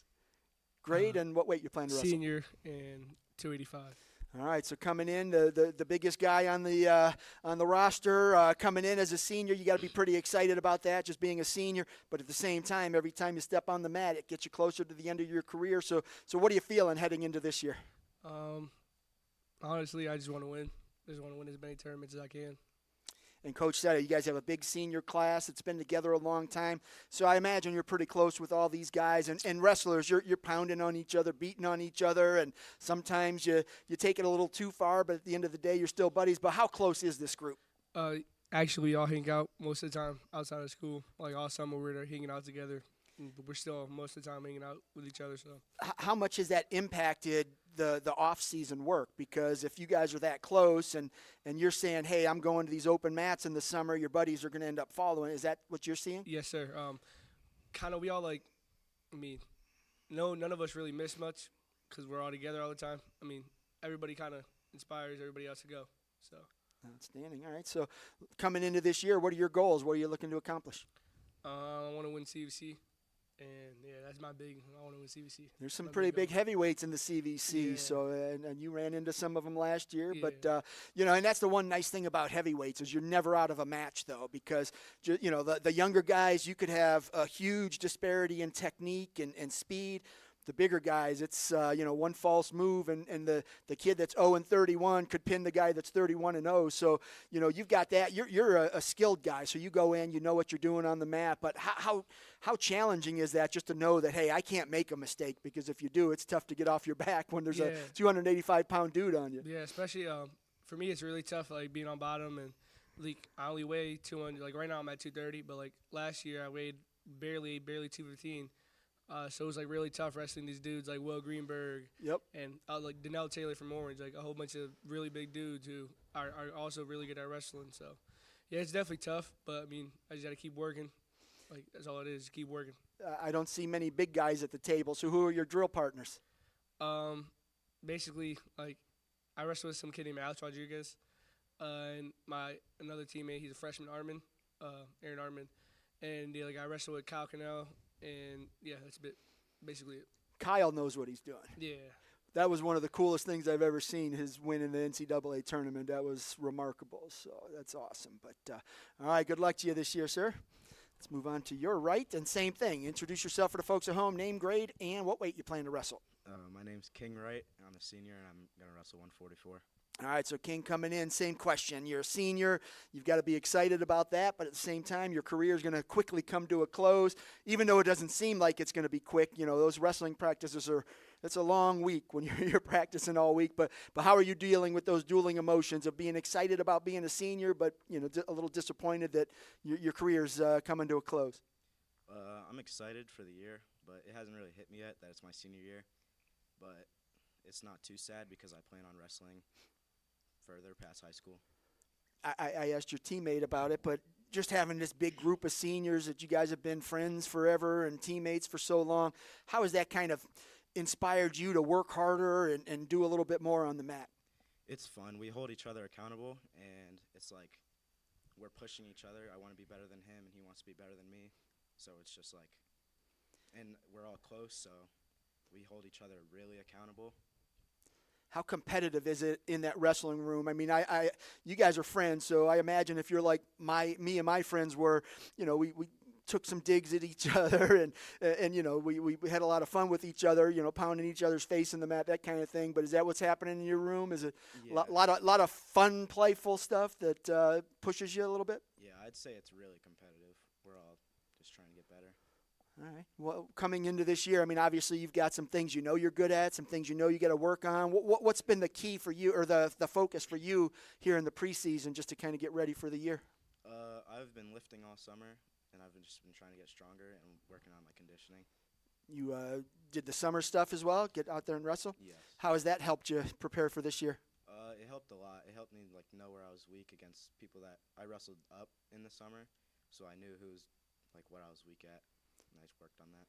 All right, give me a guy not at the table, somebody that you think's going to have a breakout year. It could be a young guy, could be another senior, junior, whatever. A freshman named Aaron Artman. What's he been doing well? He's just a good wrestler. He works hard. He listens. And what are your goals for the year? I also want to win the CVC. All right, well, good luck to you. Keep moving right along there. Grab a mic. And for the folks at home, name, grade, and what weight you plan to wrestle. My name's Jacob Straley. I'm a senior also, and I'm planning on wrestling 38 to 32. All right, so coming in, same question. Senior year, you've got to be excited, but at the same time, it's your final run at a state tournament berth. How are you dealing with all those emotions? As my teammate King Wright said, is that it just hasn't really hit me yet that I'm not really going to get to wrestle with this group of guys again. But as he also said, I'm planning on wrestling further than more than just stopping at high school. And it's a good feeling knowing that I'll get to keep furthering my career in wrestling. Absolutely. Coming in, how confident are you that you're on track to achieve your goals? You've put into work, that type of thing. Are you going into this year just knowing that, hey, if I keep working hard and doing those things, I can achieve my goals? Exactly right. Like my coach said, that right after the season ended, it didn't really feel like practice ended like that. Most of our team that we have now was getting ready to go to Virginia Beach for the national tournament, dual tournament. So our team's kind of been like together for a good bit of the off season, and yeah, I've just kind of been practicing all summer, getting ready for this season. Now I got one more shot to make the state tournament. Who are your drill partners? I drill with this guy at the end, Lucas Elin, a lot, and I try and drill with King as much as I can. And how do you guys make each other better? A big thing for me, since I didn't really get to join the program as early as I wanted to until my sophomore year, is that Lucas has always been one of our best guys on the team, and it's always been, all right, as long as I can keep up with Lucas, I want to get to where Lucas got to last year and further there. And it's kind of a better, like the competitive thing, try and be better than Lucas sometimes. All right, what are your goals for the year? I want to win the CVC and make the state tournament. Cool. And give me a breakout wrestler, somebody you think's going to have a big year. I honestly think someone that will have a big year for us is our sophomore, Alex Echeverria. He's a hard-working kid. He's a phenomenal wrestler. He has some things that we need to work on, but he's a strong kid, keeps his head down, smart wrestler, very good in some positions that like I didn't even know he was so good in. And yeah. All right, sounds good. Well, good luck to you this year. Thank you. Let's keep moving right along to the right there, and same thing, name, grade, and what weight you plan to wrestle. Flip your switch on. There you go. My name's Hassani C. I'm a senior, and I'm wrestling 175. I've been calling you Hassani Sai forever, so I'm glad that you pronounced that correctly for me. Now I know. All right, so coming in, senior year, you got to be gunned up for that and ready to go. How excited are you for this season? It's kind of bittersweet, knowing that it's my last season. So I'm just trying to enjoy everything a little bit more, knowing that it could be my last one, or it is my last one. So, yeah. With this big group of seniors that you guys have been around forever, I mean, you guys are the team. You've created a culture, and, what is the legacy that this group of seniors is leaving behind? We really tried to not just get better in the sport of wrestling, but change the culture in not just our team, but our school, and just showing people that if you join wrestling, that it could really change your life and for the better, and that's what this group has really tried to do, set a positive example for Lakeside High School. I'm glad you mentioned that, because I think you're my second wrestling team here today, and I haven't even asked the question yet, how has wrestling changed your life? Because it is one of those sports that you're just better off for having done it. So how has it changed your life? It changed my life a lot. I first joined in 8th grade just because I was friends with a lot of these guys that were on the team, and they convinced me to join. And at first, I didn't really like it because I wasn't that good, and I was just kind of getting beat up all the time. But once you feel yourself getting better, it's kind of addicting. And it's not only just helped me, like, practicing all these years, becoming a better wrestler, but it's helped me off the field just in real-life situations and, like, in other sports like football. It's helped a lot. You hear that, folks at home? Wrestle. It's awesome. But, yeah, that's a great summary of what wrestling can do for you. But looking at this year, what are you trying to accomplish? I'm not only trying to win CVCs, but I feel like we have the team to bring home a team title and then also make it to the state tournament. I was a district qualifier last year, so I came pretty close. And you know how challenging it is. You get through sectionals, you're excited to get to districts, and then you get to districts and you find out, man, every kid I wrestled is tough. Yeah. And, so you've got to go into that with the right mindset. So how more prepared are you going to be this year because of that experience last year? Going there and not even just like wrestling in the tournament, but watching the tournament and seeing all of these highly ranked guys and how they prepare, how they warm up, how they cool down, what they do to get to the next level is what I've really been trying to focus on, seeing what the best guys do, wrestling with the best guys. That's what I've been trying to do the most. Give me a breakout wrestler and why. We have a first-year wrestler who's a sophomore at 150. His name's Jared Adair. He's a pretty strong kid, and I think he's going to do really well this season. All right, sounds good. Good luck to you this year. All right, Lucas, all the way over to you there, hiding behind the basketball. I don't have any wrestling headgear for my table decorations. I'll work on that. But, Lucas, introduce yourself for the folks at home. Name, grade, and what weight you plan to wrestle. My name's Lucas Eland. I'm a senior. I'm going to wrestle 120 this year. All right, Lucas, you've had quite a bit of success in your career. So coming in senior year, I imagine you want to keep, pushing along there. What are your goals for the year? I mean, I got the same goal as everybody else. I'm trying to go make a run at states. Did you get to the blood round at districts last year, or were you quarterfinals? Yeah. Blood round, yeah, okay. I couldn't remember offhand, but I knew you were in the hunt. So that's always tough. You're one step away from state, and it's tough emotionally for the kid that doesn't make it, and the guy that does win that match just couldn't be more excited. But that feeling, how much did that kind of motivate you in the off season to just work even harder? I actually remember as soon as I lost my second match at districts, my first thought was I was going to do everything I could to go to the state tournament this year. So I've been working pretty hard. I've been lifting all year long. I got, some things healthy that needed to get healthy. Feel a lot better. And just having this big group of friends and seniors that's pushing each other to make each other better, how much has that helped you kind of – you're focused on yourself, but just having these guys help and push you a little bit in practice, how much has that helped? Like Jacob said, I got a good drill partner. I got good drill partners. I got people who I know I can walk in the room, and if I got to work hard as I think I can that day, then I know I can do that.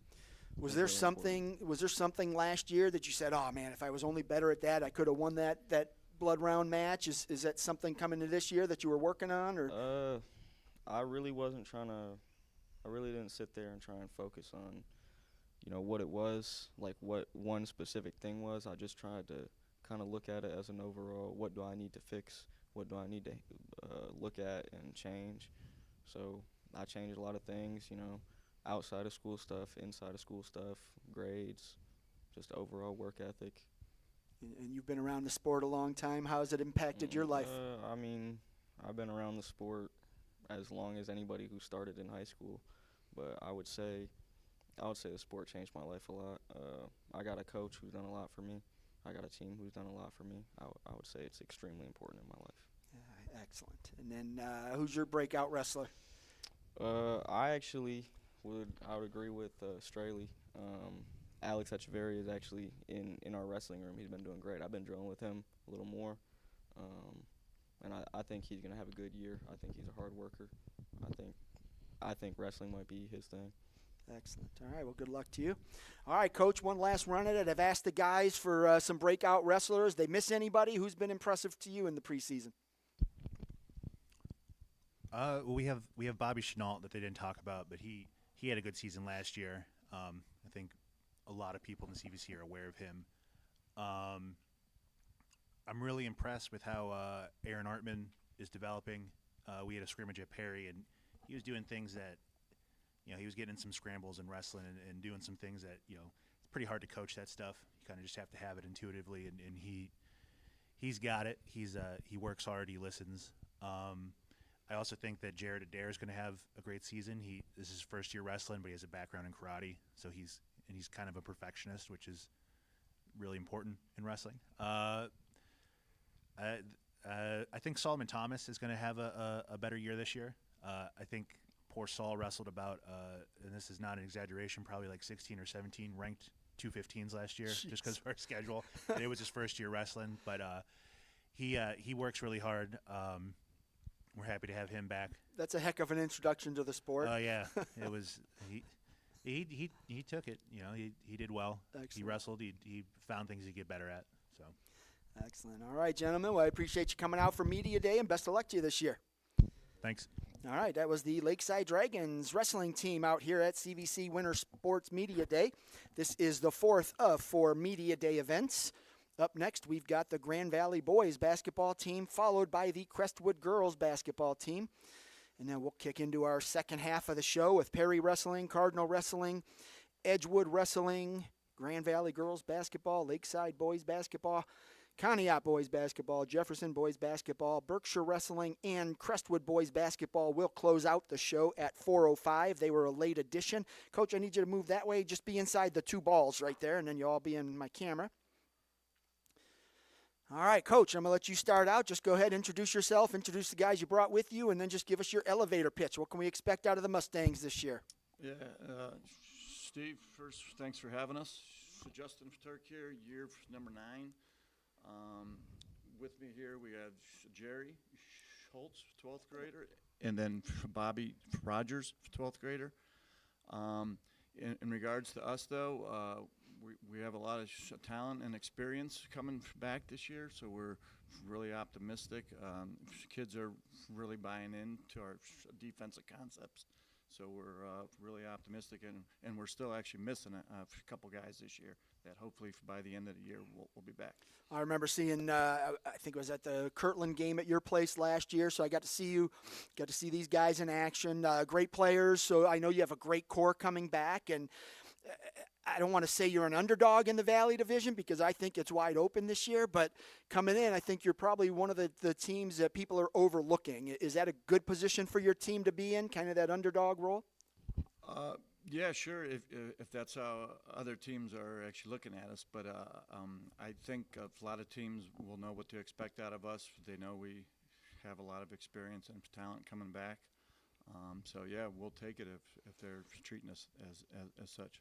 Yeah, I just think everyone's, looking at the history part of it, and Kirtland's probably there, Crestwood, So, but I think you guys are going to be right there in the mix with what you've brought back, the experience you have, the talent. So it should be an interesting season. But I'll come back to you after I talk to the guys.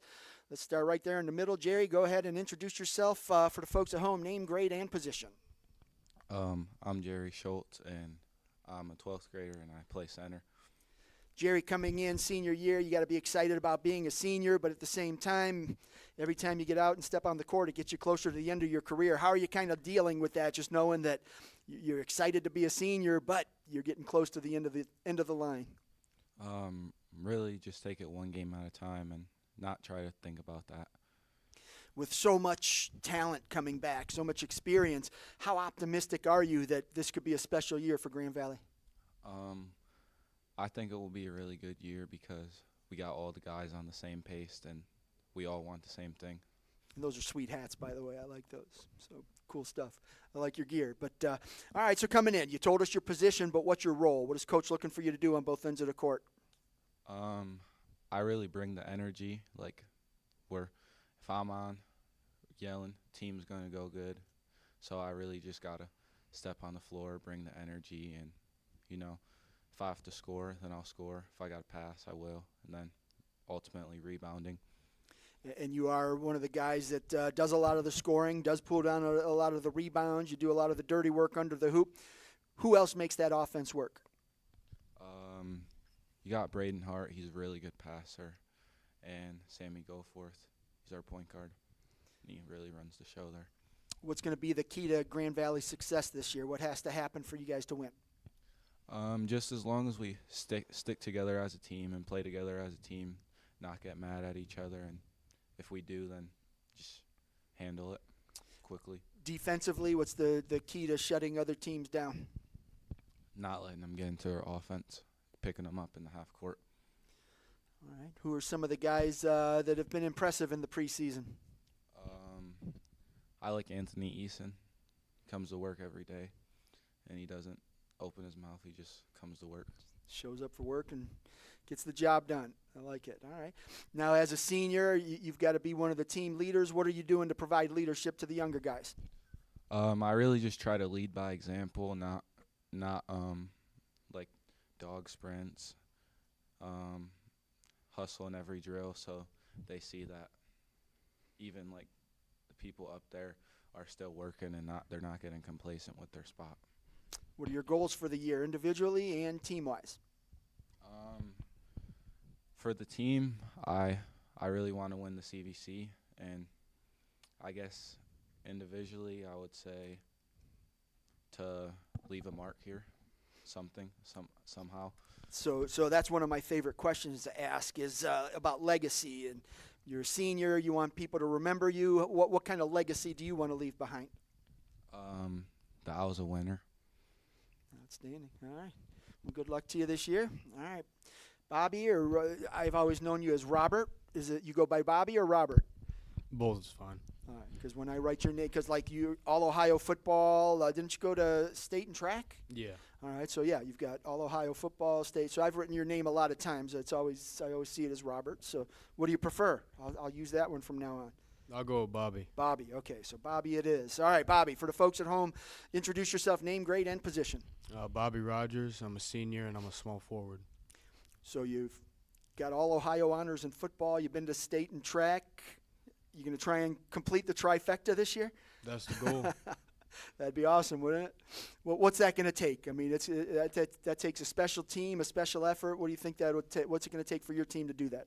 Just a lot of hard work, coming, playing every day, not slacking off in practice, and ultimately paying attention. You come in, you've got a lot of experience returning, a lot of guys that know their way around the hoop. How much has that kind of helped settle the guys into the preseason? It helped a lot because all through summer we were playing together, so the chemistry is there. We just have to come out and compete. You look at the Valley Division, it's competitive, a lot of good teams in there. You guys are going to be right in the mix. You know those teams well. A lot of them are bringing back, most of the same guys from last year. A couple graduated. But how competitive is this conference going to be this year? I think it'll be very close throughout the whole CVC, but I think we can definitely end up on top if we keep on our path and stay doing what we're doing. So you excel in 3 sports. Do you have a favorite? Definitely football. Football? And what, you going play in college anywhere? Yeah, I'm looking to. Excellent. All right. Looking at this year, what are the keys to victory for Grand Valley? What's it going to take to win some games, win a conference title, and then make a run in the postseason? Just always pushing each other, staying off each other's back and keep lifting each other up. Without giving away any secrets, what's the game plan offensively and defense? How do you create those good looks on offense, and how do you keep, like Jerry said, keep the other team from getting into its offense? Just listen to coach and trust the process. All right, give me a breakout player, somebody on your team that nobody knows about right now, but after a few games they will. I would have to go with Ben Kozad. What is he doing well? He's an outstanding defender, always hustles no matter what, and he definitely gives it all. Looking at this team, every team has an identity. How would you classify this team's? Definitely a lot of talent, a lot of experience all across the board. And without, again, don't give away any secrets, but every team also has a weakness. What is your team doing to minimize that weakness and maybe even turn it into a strength? Just every practice, so obviously we're going to have our practices that we're not pushing each other as we should be. So if we can minimize that, then we can do big things. All right, well, good luck to you this season. And congratulations on all your other success as well. That's pretty impressive. So. Thank you. All right, Coach, back at you. I always like to follow up with the coaches.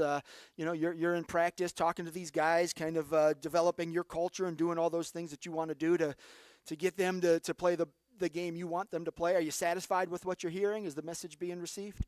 Yeah, absolutely. And if you can tell, these guys are quiet guys. They appreciate the opportunity, but they're really good leaders for us. A couple times over the last couple years, we probably lacked leadership just because we haven't had upperclassmen. And so really here we have some quality leadership now where our older guys are our best players. They lead by example. So that's a positive as we're coming in to this year. When things are going well on the court, everybody's happy, high-fiving. But when things aren't going well, who are the guys on the court that will rally the team and kind of right the ship a little bit? Yeah, so and I think these guys here have to be that. Usually, right, high school kids, things don't go well. The first thing is let's pick on each other. And so we've really tried to focus on, one, the appreciation of just the opportunity, but also for bringing guys up, which I think one of these guys said, for bringing guys up and not putting them down. I asked the guys, what's going to make this team successful? What are your keys to victory this year? Yeah, play hard on the defensive end. We actually changed a couple things up this year. We had a really good June. Obviously, June doesn't mean anything come December and January, but we really, I think, built that bond where I think we have the ability to go 1 through 9 or 10 guys. So we think we have a lot of guys on any given night that can help us. I asked the guys for some breakout players. Who are the guys on the team that have impressed you in the preseason? Yeah, so a couple kids that they probably haven't mentioned and are kind of been out of sight, out of mind would be Logan Zerzow. I don't know if you know about him, but he's dealing with cancer treatments. Yep. He was diagnosed back in August with cancer, a form of non-Hodgkin's. He actually just finished his fifth and final round of Shakimo last week. Did he get the ring the bell? Yes, he All right. did get the ring the bell. So we're just happy to have him hanging around at practice. One other kid, 10th grader that starts for us, Peyton Plizga.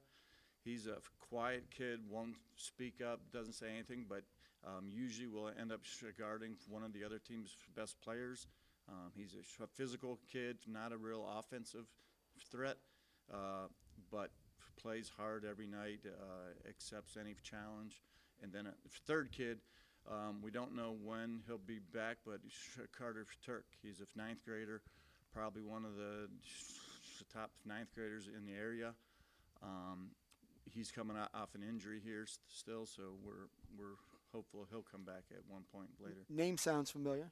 Yeah, so if you recognize the name, you'll probably hear of him for the next couple of years. Outstanding. All right, Coach. Well, I appreciate you and the guys coming out, and best of luck to you this year. Yeah, thank you. Absolutely. All right, that was the Grand Valley boys basketball team out here at CVC Winter Sports Media Day, live from Cardinal High School, and presented to you on CVC TV by Ohio Center for Oral, Facial, and Implant Surgery. Up next, we have the Crestwood girls basketball team. Not sure if they are here, so I'm going to have to, oh, here they come. They were out in the hallway. So here we go. We've got the Crestwood girls, followed by the Perry wrestling team, and then the Cardinal wrestling team, and the Edgewood wrestling team. So girls basketball team followed by 3 wrestling teams. So I'll get my wrestling fix here in a moment. That'll be our, oh no, we'll have one more wrestling team after that group. Coach, can you move that way just a little bit? Everyone's got to be in between those 2 balls there. So. All right, Coach, I'm going to let you start out. Just go ahead and introduce yourself, introduce the ladies you brought with you, and then just give us your elevator pitch. What can we expect out of the Red Devils this year? Grab your mic. There you go. You got to flip that switch on. I can hear you. The folks at home won't be able to hear you. So. TJ Henderson, there you third go. year. Sitting with me are 2 juniors, Abby Guyette and Hannah Ward. Good. That's my timer. Sorry. So what did you want, a pitch for those Red Elevator Devils? pitch, yeah. What can we expect out of the Red Devils? Young with some experience. These 2 ladies have been playing varsity basketball this is their 3rd year as juniors. We have a couple others that are that way. A sophomore with 2 years experience. Just super young, athletic, just trying to work and get better. Tough conference. I think this year it's probably more wide open than it's been in a few years, that Valley Division. Kirtland's got some players. Berkshire's got some players. They started out a little bit rough, 0-3, but challenging schedule. So, league play is going to start on Tuesday. So I think we're going to find out pretty quickly who the teams to beat are, and how confident are you that your team's going to be in that discussion? I think if we can continue to compete and grow and get healthy, I think the key is for us to get healthy. We've had some health issues that has put us behind a little bit to start the year, but if we can get healthy, I think we can compete with everyone in the league, and it's fun because it's just going to be something that we learn from and then can turn around and do the same thing for more years to come. All right, Coach, I'll come back to you after I talk to the girls. Let's start right to your right. Go ahead and grab your mic, and for the folks at home, introduce yourself, name, grade, and position. I'm Abby Guyette. I'm a junior, and I'm a point guard. All right, Abby, coming in junior year, a lot's going to run through you being the point guard. Talk a little bit about the offense. What can we expect out of the Red Devils this year? We definitely have a couple shooters on the outside, posts on the inside. We're new, so we don't have a lot of experience, but we'll definitely get better as the season goes on. Don't give away any secrets, but what do you try to do offensively to kind of create those open looks? I don't know. We try to drive to the hoop, look for open posts, and then create space on the outside. Who are the key players that are going to handle some of the scoring for you? Definitely Grace Harper she's a freshman coming in, but she's a post, and I feel like she has a lot of open looks so far. So. How tall? 5'11". So a little bit of size. That'll be helpful. I know Berkshire added a couple volleyball players. They already had a volleyball player that's like 5'10", so they have some size, so it'd be nice to have that matchup. Kirtland has a 5'10", 5'11", so yeah, that's nice. Yep, nice to have that matchup there, but all right. And then just for you, junior year, you're the point guard. Obviously, you have a big burden on your shoulders to get that offense going, but how important is the defensive side of the court for you? Defense is probably the most important part of the game because it's kind of just like who really wants to play, and it's kind of just sets you apart from other teams. All right, and who are the defensive players on your team that have been impressive so far? She's not going to brag about herself. I don't. That's where you come in later, Coach, when we follow up with you.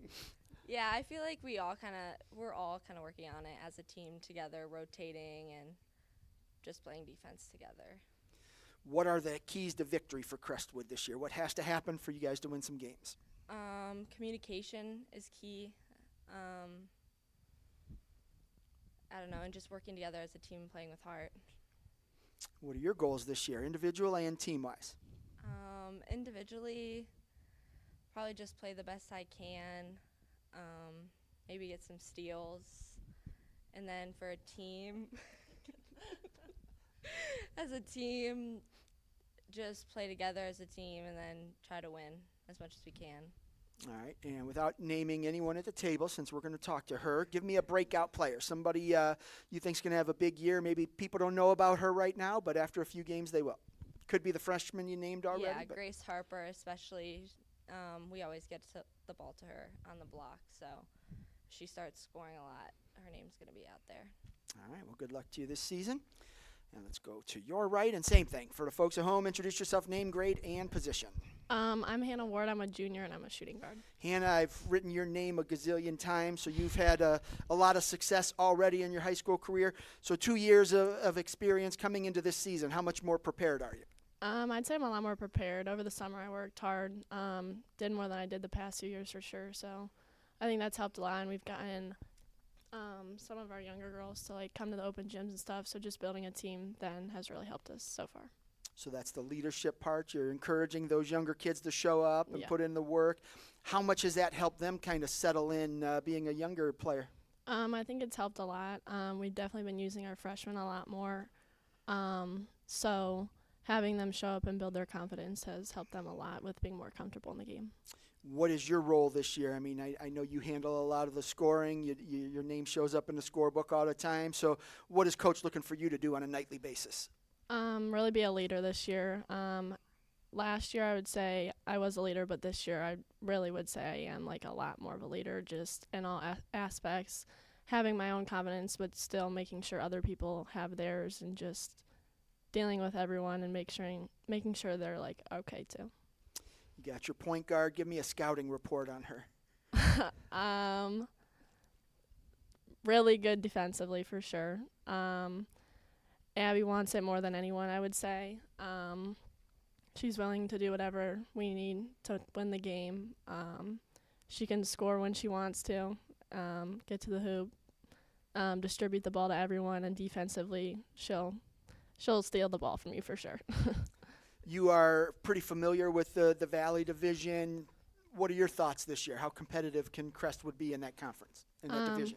I would say a lot more than recent years. I feel like a lot of schools have lost some of their top players just from them being older and us coming in still pretty young. I think we can compete a lot harder this year.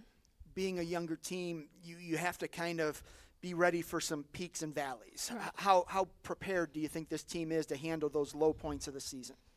Well, the other night we had a really low point. So I think. See, I didn't bring that up. I no, try to avoid. Okay. I try to avoid those things.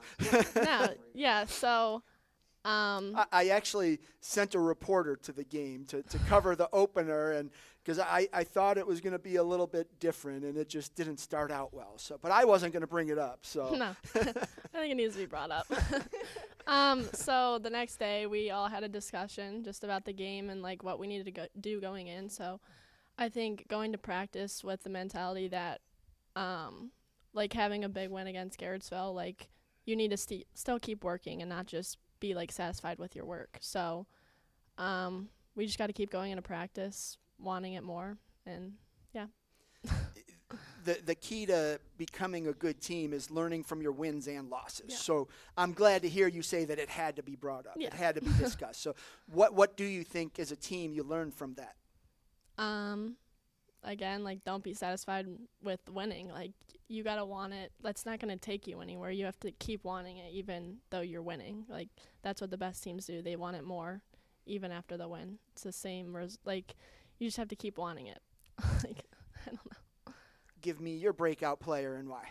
I would say Becca Brady. She kind of had like a smaller role last year, but this year as a starter, I think she's going to have a lot bigger role in scoring.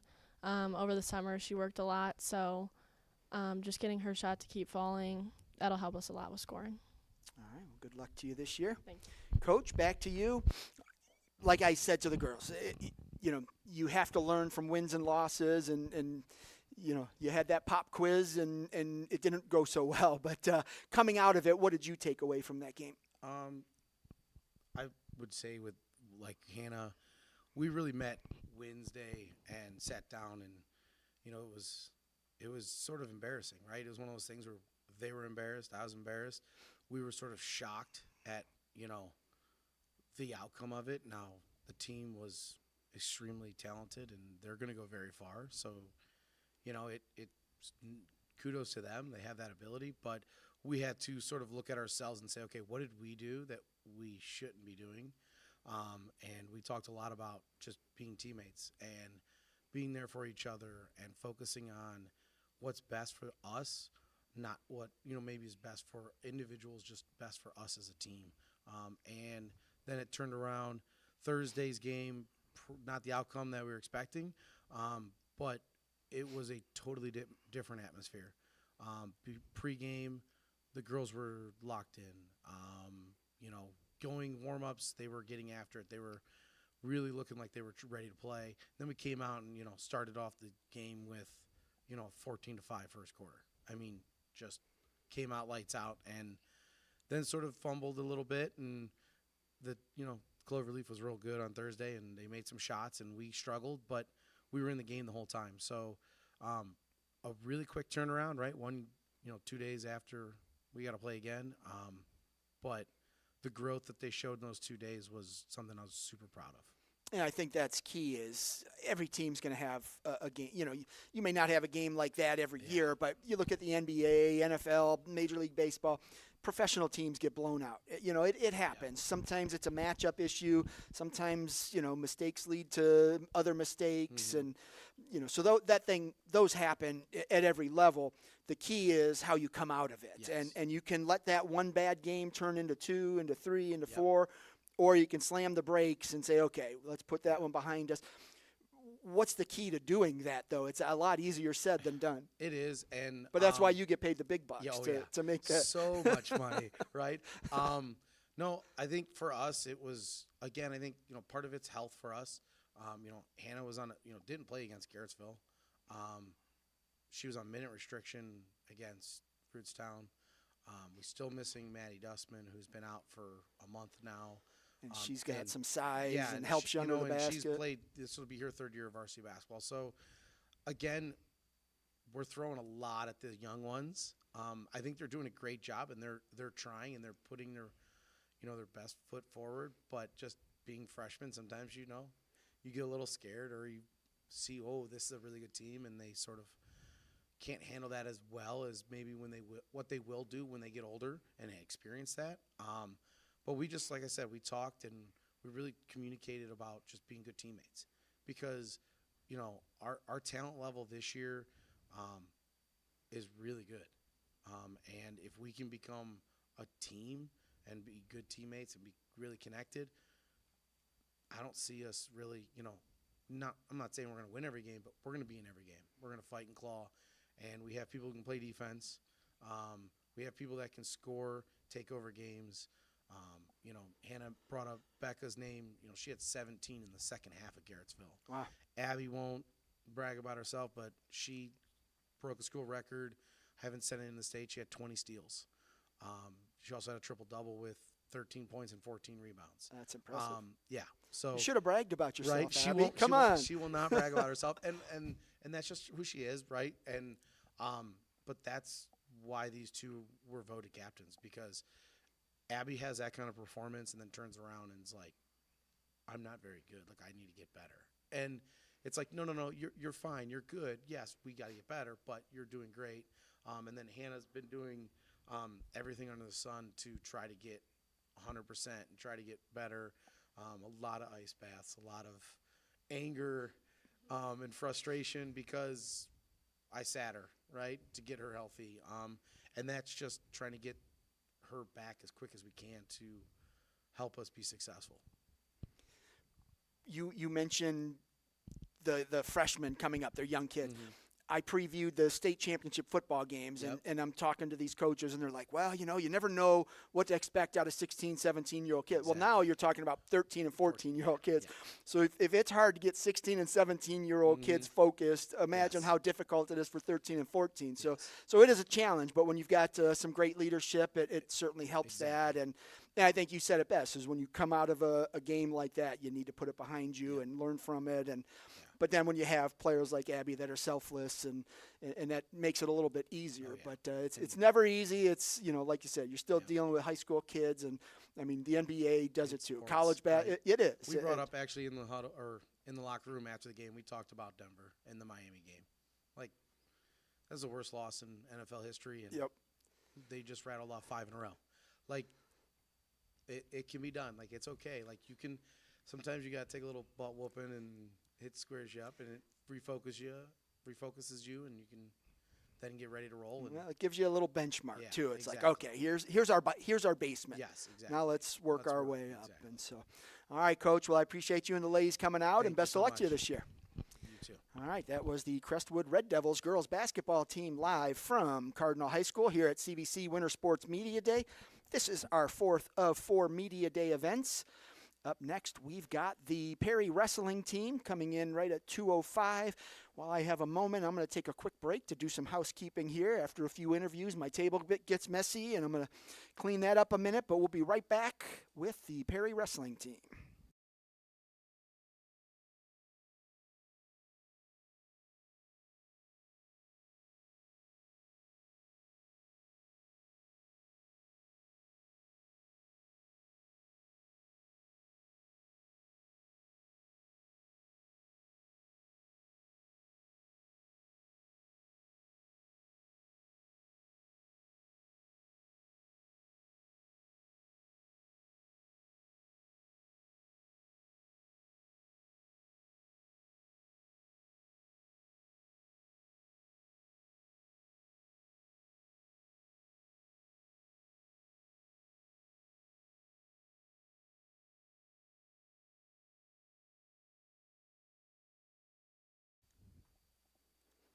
Okay, welcome back to Cardinal High School for CVC Winter Sports Media Day. I am Steve Hare, the CVC Sports Information Director.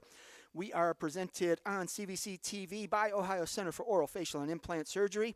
And up next, we've got the Perry Pirates wrestling team. Whole lot to be excited about in Perry. In case you were living in a cave and didn't know, the Pirates won the first state title in school history yesterday in football by beating Liberty Center 21-14. We got 2 football players here, so guys, congratulations. When it's your turn to talk, I'll ask you for some thoughts on that before we get into the wrestling stuff. But unbelievable win, unbelievable run for the Pirates. That was a heck of a lot of fun to watch, so congratulations on that. But, Coach, I'll start with you. Just go ahead and introduce yourself, introduce the guys you brought with you, and then just give us your elevator pitch on what we can expect out of the Pirates this season. Well, thanks, Steve. I'm Dave Rowan. I'm the head wrestling coach at Perry. And with me today is senior Riley Rowan, junior Christopher Bezic, and senior Dominic Lamacchia. So we're looking forward to the start of the season here. We're congratulating to our football players. That's awesome. And about half our lineup are football players, so we're going to have a little time here to get them ready. But we're looking forward to them come back and get in the room and start working with us again. I know everyone's excited in Perry, but the wrestling coach and the basketball coach are probably the guys that are least excited just because they don't have half their team until, after this football run. And Kirtland's had it for many years, too, and you just kind of have to bite the bullet and root the guys on, hope they can go as far as possible. You get them in the room, and hopefully that inspires some other success in the winter. So is that something that you feel you can build off, that there's just so much excitement now in the community? We're excited in the community, yes. We're excited for our football team and obviously our wrestlers that play football. It does create a little bit challenges for us down the road here, and hopefully, in December we get them back and get them in shape and get them ready to go. We're hoping for a good year in state duels and such, and we're hoping that we get these guys down to the correct weight and get them in shape and get them ready to go. And just to keep the inter-school rivalries going, the wrestling team has had a whole lot of state champions, so you guys are still way ahead of the game, so, right? Well, we all work together. We're it's a joint effort, and we have some really outstanding coaches. Basketball, football, you name it. I'm really proud to be a part of the staff at Perry. So. Outstanding. All right, Coach, we'll come back to you at the end. Let's start right to your left, and for the folks at home, introduce yourself again. Name, grade, and what weight you plan to wrestle this year. So Riley Rowan, senior, wrestling 126 this year. Riley, you've been around. You know the wrestling game well. You've had a lot of success. Your brother won a state title. You were there. What did you finish? Third, I think. No, I went 1 and 2 last year. Okay, I can't remember. Sorry about that. But I knew you were there. So there were a whole lot of guys, and I can never keep track of them all. But I knew you were there. So that experience last year, how much has that kind of inspired you to work a little bit extra hard this year to try and turn that record around? Maybe go 4-0 and stand atop the podium in Columbus. Yeah, it was definitely a little disappointing not going there, not finishing on the podium. But I think the experience of just the atmosphere and the intense matches down there are really going to benefit me when it comes down to it this year. You've grown up on a mat. I mean, your dad was a great high school wrestler. He's been a coach for a long time. Your brother's state champ, now out at Stanford. And so you've been around it a long time, and you're coming into your senior year. I don't know if you plan to wrestle in college or maybe play soccer, but your high school career's coming to a close pretty quickly. I know you have some big goals this year, but how are you dealing with that? You've got to be excited to be a senior, but at the same time, the end is near. Yeah, I'm excited. It's comes down to the end. So a lot of your work that you started ever since you were young, just to see it finally pay off will be a good finish. I wouldn't say there's really too much pressure for me because I just go out there and compete and give it my all, and I know that it's the best I'm going to do. Coming into this year, I mean, obviously your goal is to get back down there and climb the podium, but what is that going to take? I mean, you've gotten some experience. You've been down there. You know how challenging it is. I mean, sectionals isn't as tough as it was back when your dad was wrestling, when there was color or black and white TV and stuff. But districts is brutal. Just getting out of there is tough, especially in now you're down in D3, but you guys used to be in D2, and that was brutal. The D3 district is tough, and then you get the state. Every match is against a really good kid. So how do you prepare for that this season? Yeah, I think it's just it's mental and physical toughness. You gotta set yourself every week, telling yourself that you know where you want to be, so you gotta get there. So you gotta work hard each day, and then eat right, sleep right, go to class. Make sure you're doing everything that needs to be done first. Then focus on what you need to do outside of your regular stuff that you need to do. And then as far as just looking forward, I mean, every match is I treat it the same. Every opponent, never look ahead, never look down on someone. So just keep your mindset focused and always be ready to go. The program your dad has built at Perry has been one of the top teams in Northeast Ohio, regardless of division, for years, and has produced many state champions, many state qualifiers. How important is it to you to just kind of add to that legacy and just put your stamp on the program as well? Yeah, I mean, it's not always about the wins and the losses. I think he'll be the first to say that, but I think it's important that coming out of it, you're a better person, that you've gone through that hard work, so that it's going to prepare you for life and success in future wrestling or just life. Your sister's probably one of the best soccer players in Northeast Ohio. I can only imagine how good she would be if she was a wrestler. Growing up in the Rowan family with her athleticism, and she's just a beast. And I think she would kill it on the wrestling mat. Have you tried to get her out? Yeah, she does have a mean shin whip. She likes that. I don't know. She used to do gymnastics for a while, and now she's just focuses on soccer. So I think it's good for her. Oh, absolutely. Yeah, she's got a bright future there. Last one for you is just give me a breakout wrestler, somebody that maybe people aren't too familiar with right now, but after a few tournaments, everybody will know. Yeah, I would say for me would be Chan Schlau. He had a little. So that's how you say his last name? Yeah, Schlau. Yeah, he had a little breakout at state duels last year, but I think he's gonna keep improving on that and show people that he means business. Outstanding. Good luck to you. All right, let's move to your left, and same thing for the folks at home. Just introduce yourself, name, grade, and what weight you plan to wrestle. My name's Chris Bezig. I plan on wrestling 138, and I am a junior.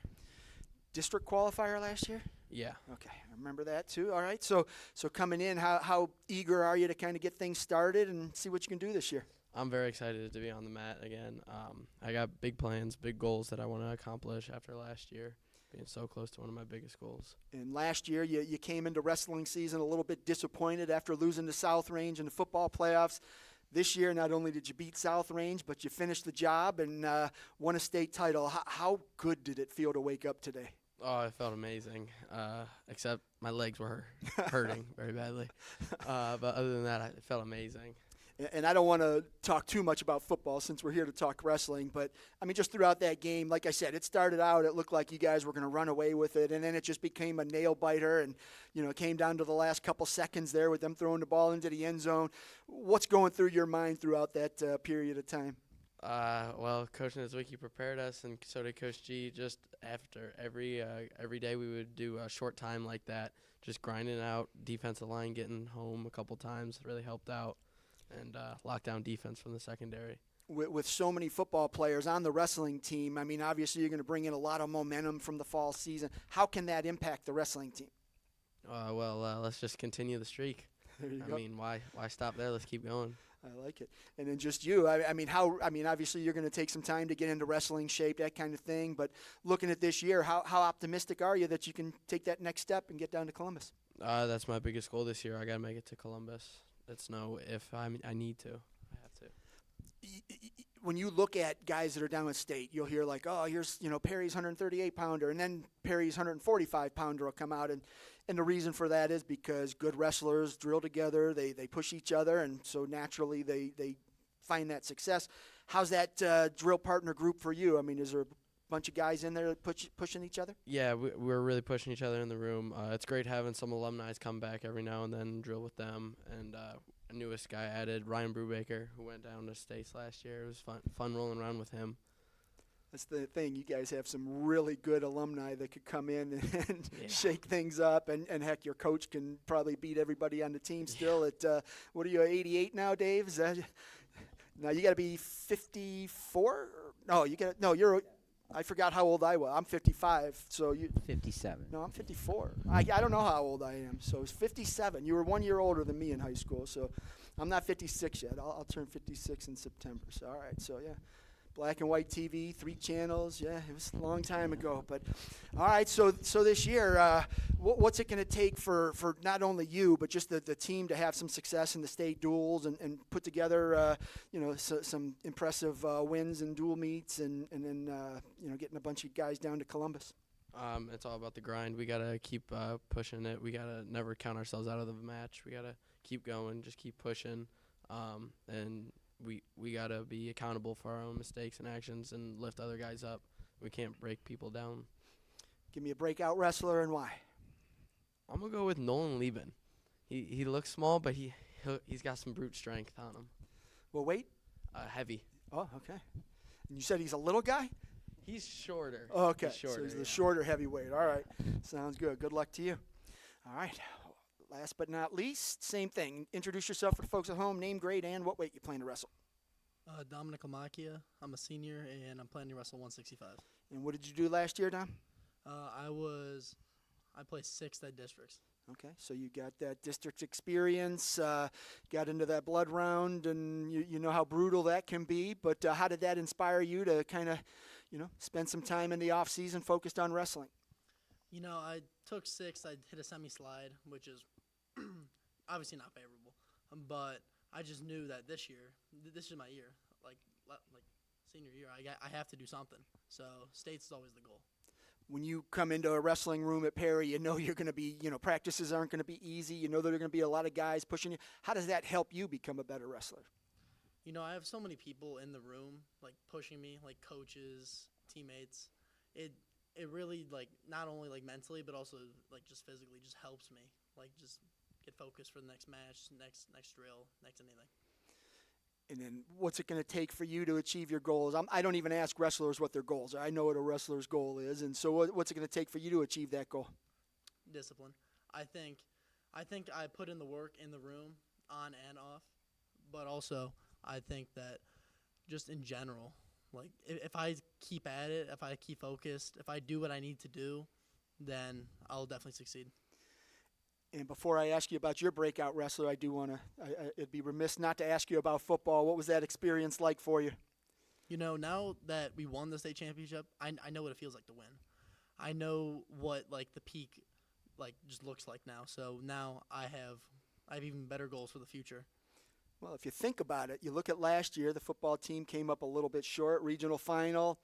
That's you being in the district consolation semis and then, placing sixth. So anything could happen, right? Yeah, it's always a good future, and those trends definitely help. Absolutely. All right, now your breakout wrestler and why? Give me Eddie Cooney. Eddie, he's like a 150-pounder.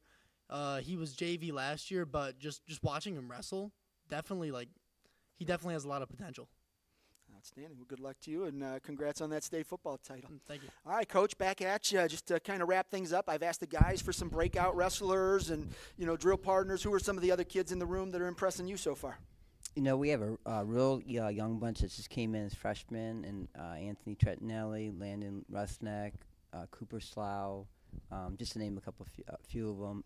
Very hard workers. I'm really excited about this year. It's probably going to be one of our better years, and they've been working together all summer, and we're ready to get back on the mat and show what we can do. Obviously, dropping down to D3, you still have great wrestlers, great teams. It doesn't make it easier. It doesn't, no. But that D2 was brutal. But now I think Lake Catholic dropped down to D3 too. So, that D2 district now became basically the D3 might be a little bit more challenging. But I think you're out at Berkshire for a sectional, and there's going to be a lot of great teams there. So what's it going to take for your team? You've got the state duels coming up. You've got, a big postseason. What's it going to take to achieve all the goals you've set for the team? Well, I think, Riley's talked about the mental aspect of the game here. We have to be mentally tough. And then Bezic talked about, just being accountable and embracing the grind. That's important. And Lamaki talked about the experience, being there and almost getting it done, and now he knows how to get over the hump. And that's a big part of it. I think confidence is a big thing, and embracing the grind and just the mental toughness. So we're going to work on that hard this year, and we're going to hopefully, show up. Outstanding. All right, Coach. Well, I appreciate you and the guys coming out. Whole lot of stuff happening in Perry this weekend, I imagine. So, again, congratulations on that to the entire community, and especially for the football guys here. That's something you'll never forget. Quite an accomplishment. But congrats on that, and thanks for being here. Thank you. Thanks for All having right. us. Good luck to the Pirates this season. All right, that was the Perry wrestling team out here at CVC Winter Sports Media Day. This is the 4th of 4 Media Day events. Up next, we've got the Cardinal wrestling team here on their home turf. Give them a minute here to take their seats at the head table. Once again, we are presented by Ohio Center for Oral, Facial, and Implant Surgery.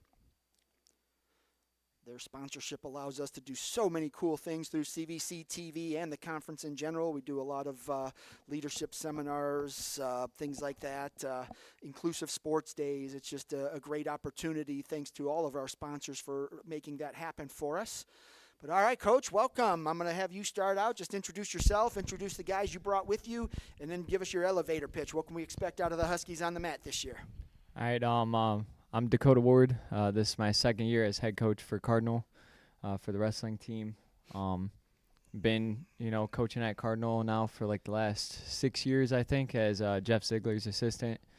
Pretty much what you're going to see this season is hopefully a lot of hard work. I said it last year, we wanted to go out there and win matches that we probably shouldn't have won just because of our conditioning, things like that. So we're back at it again. We're working hard in the wrestling room and trying to achieve those goals again. So I want to know how you do it, because you're coaching soccer, wrestling, and track, right? So yeah, 3 sports. That's tough to do. It's tough to manage your time. I can't imagine it's easy, but how are you making the most of it? Really, I have a lot of good assistant coaches. Like on the wrestling team, I have Caleb Fry. Helps me out a lot. Like, he's very talented, knows a lot about wrestling. He's able to help out, like, just little tricks and stuff that normal people don't think about that he's learned over the years, to change things up. And then, with soccer, I have the Mass brothers helping me out, so that's a big help. And then track, I have Vita Kavalauskas and Sharon Stotts. They're really huge helps. Even though, we might not know all the events in track and stuff like that, like, they're always doing research, trying to figure out what we can do to be better. So, having them all on my team with me really helps us out. Outstanding. All right, I will come back to you after I talk to the guys. Let's start right to your left. For the folks at home, introduce yourself. Name, grade, and what weight you plan to wrestle. I'm Angelo Kazelka. I'm a senior, and I plan on wrestling 138. What did you do last year? Last year I was 132. And how far did you go? Sectionals, district? I stopped wrestling right before sectionals because I cut my hand open and I was unable to. So a little bit of an injury. Yeah. Back and healthy now? Yep, I'm back and healthy. All right, so coming into senior year, how excited are you for what you can accomplish this year? I'm really excited this year. I'm hoping to make it pretty far in there. As long as I'm putting in the work in the room, everyone's trying to. So you miss out on the postseason last year, but how satisfied were you with your work up to that point? I was pretty satisfied. Last year was probably my best year. I was placing at every tournament I went to. I believe I got third at Hawken last year, and I was positive. I think I went 11-5, 11-4 last year. So a solid year before the injury. And so how did that help prepare you for this year? I mean, just coming in confidence-wise and technique-wise, how satisfied are you with your progress? Right now, I'm very satisfied because right after I was healed from my injury, I went straight into I played soccer to help with my conditioning. I did track, and I been going to the gym a lot more lately. So I just been trying to get back in shape for wrestling. How competitive has the room been so far in the preseason? So far, it's been really competitive. I've been loving to see it. Actually, everyone's been really trying this year. Everyone's running the extras, doing the extra steps in the mile. Who are the guys that you drill with that are help pushing you to become a better wrestler? My drill partner mainly is Vinny, because I know me and him, we push each other to our max. We like to really go the extra step with each other. All right, give me a breakout wrestler, somebody on the team that maybe nobody knows about right now, but after a few tournaments or matches, people will know. I think it's gonna be Jaden Fix. He's a freshman. He's going 126, but he's really putting that work in every day. He was there for every lift preseason, and he's just really trying this year. All right, sounds good. Good luck to you this year. Let's go to your drill partner. Same thing. For the folks at home, introduce yourself, name, grade, and what weight you plan to wrestle. Flip that switch. There you go. Yeah, I'm Vincent Dragulich. I am in 12th grade, senior year, and I plan to wrestle 144. So coming in senior year, you got to be excited about being a senior. You're closer to graduation, but at the same time, that season's going to go quick. It may not seem like it, but when you look back, it's gonna go quick, and then it'll all be over. How do you deal with those emotions where you're just excited to be a senior, but at the same time, the end is near? Yeah, I'm very excited. It's my senior year. It's my last shot to go as far as I can and be the best wrestler I can be. And yeah, it's also very sad because after this, it'll be the end of my high school career. And yeah. What did you accomplish last year? I lettered varsity and I went to sectionals. I didn't make it to districts though. All right, so what did you learn from that experience in sectionals that's going to help you take that next step this year? I definitely learned the importance of conditioning, and keeping yourself in shape. What did you do in the off season and in the fall to kind of get ready conditioning-wise? I was lifting and running, and in the fall I ran cross country. try and get helps. my conditioning up for wrestling. But even then, wrestling conditioning is it's something so else. different, yeah. But the running will help. But yeah, wrestling, like you said, you have to wrestle to get in wrestling shape. So, in the room, is that taking place? I mean, you guys doing a lot of that stuff, that the chain wrestling, that stuff to just keep you going and going and going to keep that heart beating. Oh yeah, yeah. It's really rough, but I can already feel myself changing and getting better, and being able to last longer in matches. Who are some of the other guys in the room that are pushing you? I know your drill partner's to your right, but you got to mix it up with some other guys too. Who's been impressive? I think another drill partner, besides Angelo, would be Benjamin Bolton. He's a good wrestler, and we push each other. And also Jaden Fix, as Angelo mentioned, we wrestled together, and even though he's a lot lighter than me, he gives me a really good fight. What's it going to take for you to achieve your goals this year? A lot of hard work, specifically conditioning myself, so I can just keep going when other wrestlers can't. Other wrestlers can't, and it's gonna be rough, but I think I can do it. And give me your breakout wrestler and why. Josh Hartman, he's a freshman wrestling like heavyweight, and he's ferocious. Outstanding. Yeah, he works really hard, and yeah, he's great to watch. All right, well, good luck to you this year. Coach, back at you. I've had the guys mention some of the kids that have been impressive in the room. Who's been impressing you so far? Yeah, I mean, I agree with both of those. As two freshmen coming into the room, Jaden Fix, Josh Hartman, they're really working hard. Josh works with Caleb every day. Caleb's pushing him pretty well, so that's great to see. And then these guys are definitely working with Jaden, pushing him to work hard too. Riley Leichman's been working really hard in the wrestling room. Making it through all the sprints, doing all the extra work. She's right up there with all these guys, like pushing them. So that's another one in the room that hopefully seeing some good things at some of the girls' tournaments this year. Did she recruit any other girls to come out to the team? So she did. Technically, we have a lot of middle school girls, no high school girls. Okay. But so they're coming though. They're on their way up, and they actually surprised me in the wrestling room as well too. A lot of first year middle school girls, but like when they get up in the high school, they'll be pretty decent as well. How has Riley developed? I know last year she was out there. She went to the district, I think, at the girls? Yeah. Yeah. She was a placer at the districts. I think she took 6th. But she's been working pretty hard over the off season. She plays football. She does all that stuff. So she's right in there, just working hard every single day. But yeah, we're excited to see. We're gonna try to get her to a couple more girls tournaments this year.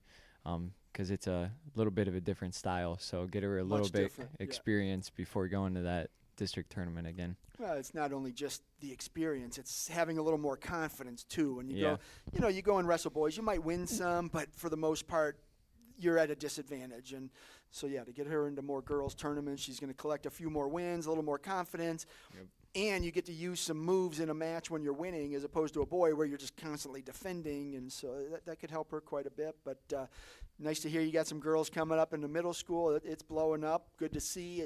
I think that's good for wrestling as a whole. So just to see the girls growing the way it is. Just for you, how are you going to define success for your team this year? Really, like I said, I mean, we just want to work hard, try to work harder than everybody else, pretty much. I mean, I've been in multiple other rooms. I've seen it. Like, we used to go to, tons of scrimmages, and see how they work, see what happens in their wrestling rooms, and then try to bring that into our wrestling room and change ours around and work hard. So. What did you learn last year as a first-year head wrestling coach that's helping you this year? So it's one thing to be an assistant; it's another to be the guy. Yeah, I mean, there's way more work that goes into it than you would think to be the head coach. I mean, all the paperwork is one thing, but all the extra things that you're dealing with your team, like the emotions, all of those things. Just trying to keep your kids motivated. It's a long season. you're working your butt off in the wrestling room every single day. Just keep them motivated and figure out what their goals are and what inspires them to make it to where they need to be. Pretty much like, yeah, wrestling, you can work hard. You can be the guy that's in there every single day, extra, just doing all that extra stuff, but you also have to have the heart to really want to win it. And I've seen a lot of good wrestlers lose some matches that they should never lost just because the other guy had heart. So trying to install that into these guys in the wrestling room and then have them pass it down to all the younger ones as well too. Build it and they will come. I like it. All right, Coach, I appreciate you and the guys making the long trip out here, and best of luck to you this year. All right, that was the Cardinal Huskies wrestling team out here at CVC Winter Sports Media Day, live from Cardinal High School. Up next, we've got the Edgewood wrestling team. The Warriors joining us, followed by the Grand Valley girls basketball team, Lakeside boys basketball, Conneaut boys basketball, Jefferson boys basketball, Berkshire wrestling, and then the Crestwood boys basketball team was a late addition. They'll come in at 4:05 to close out the show. Just you guys? All right. So we've got the Edgewood Warriors here. I'm going to let my man over here with the shades act as coach. I'm going to let you introduce yourself and then just give us an elevator pitch. What can we expect out of your squad this year? My name's Kyle Venzel. I'm a senior this year, and expect aggressiveness from us this year. We've been working harder than ever. I know last year I came in here and said I've never been pushed that hard, but me personally, I've been working all season, going to Spire, working with guys like Brogan Fielding, Vanita Alessandro, Talon Hubbard. He's a state champ from New York, and I got coached by Nick Burgard. I went to Fargo, so I've been wrestling nonstop, and I'm really looking forward to this season. We're gonna have our ups and downs, but nothing really matters until the postseason. Putting in all that off-season work. Yeah. I mean, obviously that prepares you a little bit more for the season. What kind of growth did you see out of that just coming into this year? I've already, over the summer, I beat a lot of, top 10 ranked guys that last year I would have been scared to go out on the mat with. So I think it's just they've helped me a lot on my mentality. My coaches have. I don't look at brackets anymore. They just tell me when it's time to go out and wrestle. I just go out and do my thing and do everything I can to come out on top. So it sounds like you've been kind of conditioning your mind a little bit more. Yeah. You've got to condition your body, but as a wrestler, you also have to condition the mind. And you said it, sometimes you get in your own head. You look at that bracket, no, I heard that kid's name before, and you're defeated by the time you step on the mat. So how different is it going to be this year now that you have a little bit more confidence and you've changed the way that you're approaching the matches? I mean, obviously there's nerves sometimes, but you just got to tell yourself I train with guys that are better than this guy, work harder than this guy, and it doesn't really faze me anymore. No matter who's stepping out on the mat with me, all that I see in front of me is a body, and I'm just gonna go out there, do my thing, take them down, and get the win. Looking at this year, I mean, I hate asking wrestlers what their goals are. I know what they are. You want to get down to Columbus and stand on the podium, but for you, just individually, like what's it going to take for you to kind of accomplish that? I mean, you know what you're capable of, but you've got to be able to go out there and execute and do those things on the mat to take care of business. Yeah, I've been trusting my coaches, what they're telling me. We've got some new guys in the room this year, some guys that didn't come out to wrestle this year, so it's been a little tough, but I just got to keep doing my thing, focus on myself, and the main goal is a state championship. I know last year I said I wanted to get down to the tournament. I ended up a state alternate. I got in my head too much at the district tournament and kind of screwed myself over. But this year I know I can do it. I know I'm going to make it down there, and I know I'm going to show everyone how hard I've worked. How long did it take you to get over that, being the state alternate?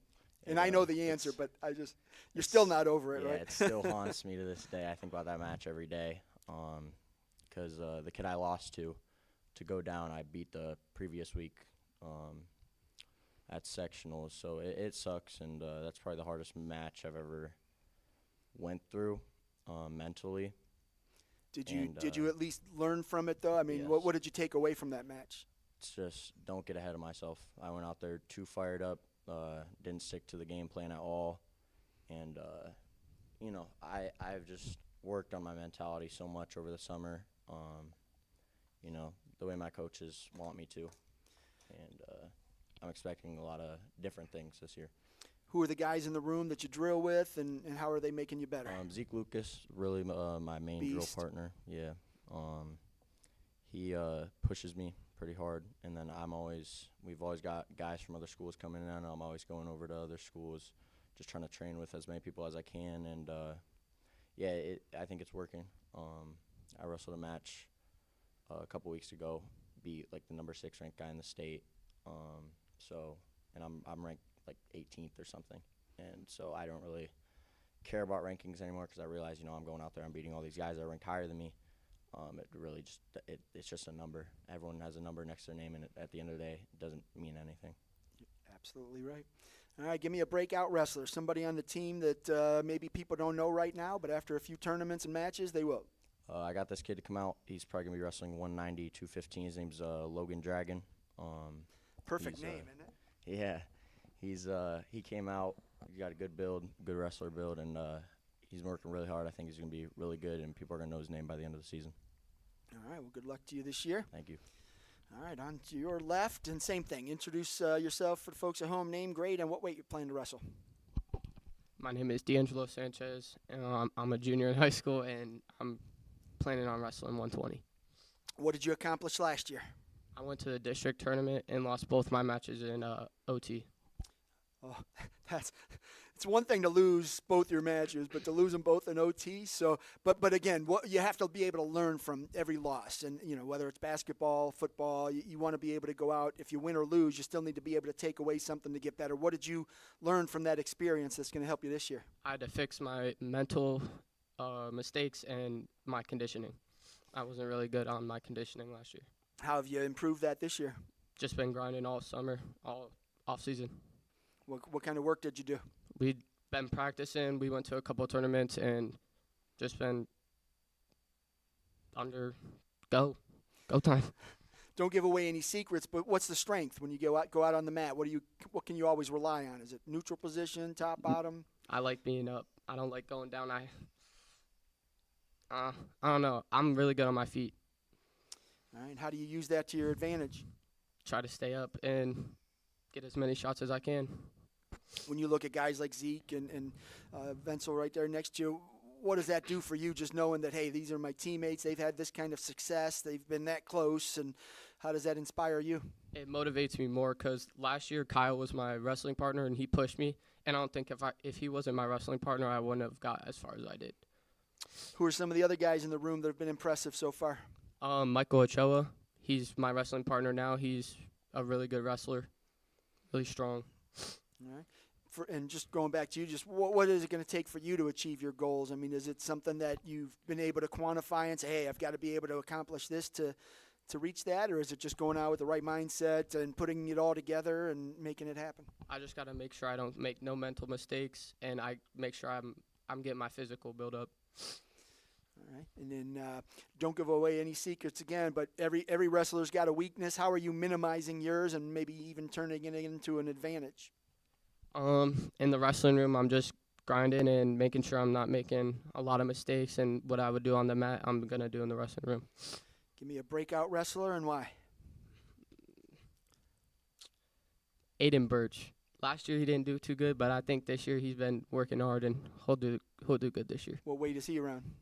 150, 157. Somewhere in the middleweights. All right, sounds good. All right, gentlemen, well, I appreciate you coming out for Media Day. Best of luck to you this year. Look forward to seeing you at the CVC tournament. All right, that was the Edgewood Warriors wrestling team out here at Cardinal High School, live from the CVC Winter Sports Media Day. This is our 4th of 4 Media Day events. Up next, we have the Grand Valley girls basketball team, and they are here and ready. Let's go. Mustangs. We had the boys a little bit earlier, finishing off with the girls. Once again, we are presented on CVC TV by Ohio Center for Oral, Facial, and Implant Surgery. Their sponsorship allows us to do a lot of really cool things within the conference. Our live streams are just a part of that. So, okay, here we go. Let's see. Lost my button. All right, there we go. Grand Valley Mustangs. Coach, welcome. I'm going to let you start out and introduce yourself, introduce the ladies you brought with you, and then just give us your elevator pitch. What can we expect out of the Mustangs this season? Flip that switch on there. That's okay. I'm Zach Sarine, head coach. To my right, I have Abby Eland, senior, Dixie Miller, senior, and Kaylin Hart, also senior.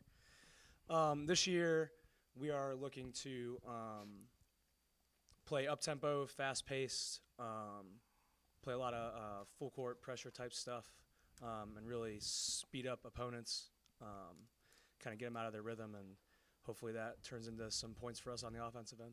First year for you, right? Yeah, first year. How's the transition gone? I mean, it's never easy to go through a coaching change. You've got to implement a lot of things offensively, defensively, but how's that gone for you? Yeah, I think it's went well. It was I don't know the word to describe it at first. It was just it was definitely a change. I did boys for the last 8 years, so jumping over to girls, it was different. And we actually just maybe for the last scrimmage had our full varsity roster together. Finally, we had some illnesses and injuries and stuff, so that kind of made it tougher in the implementation of stuff.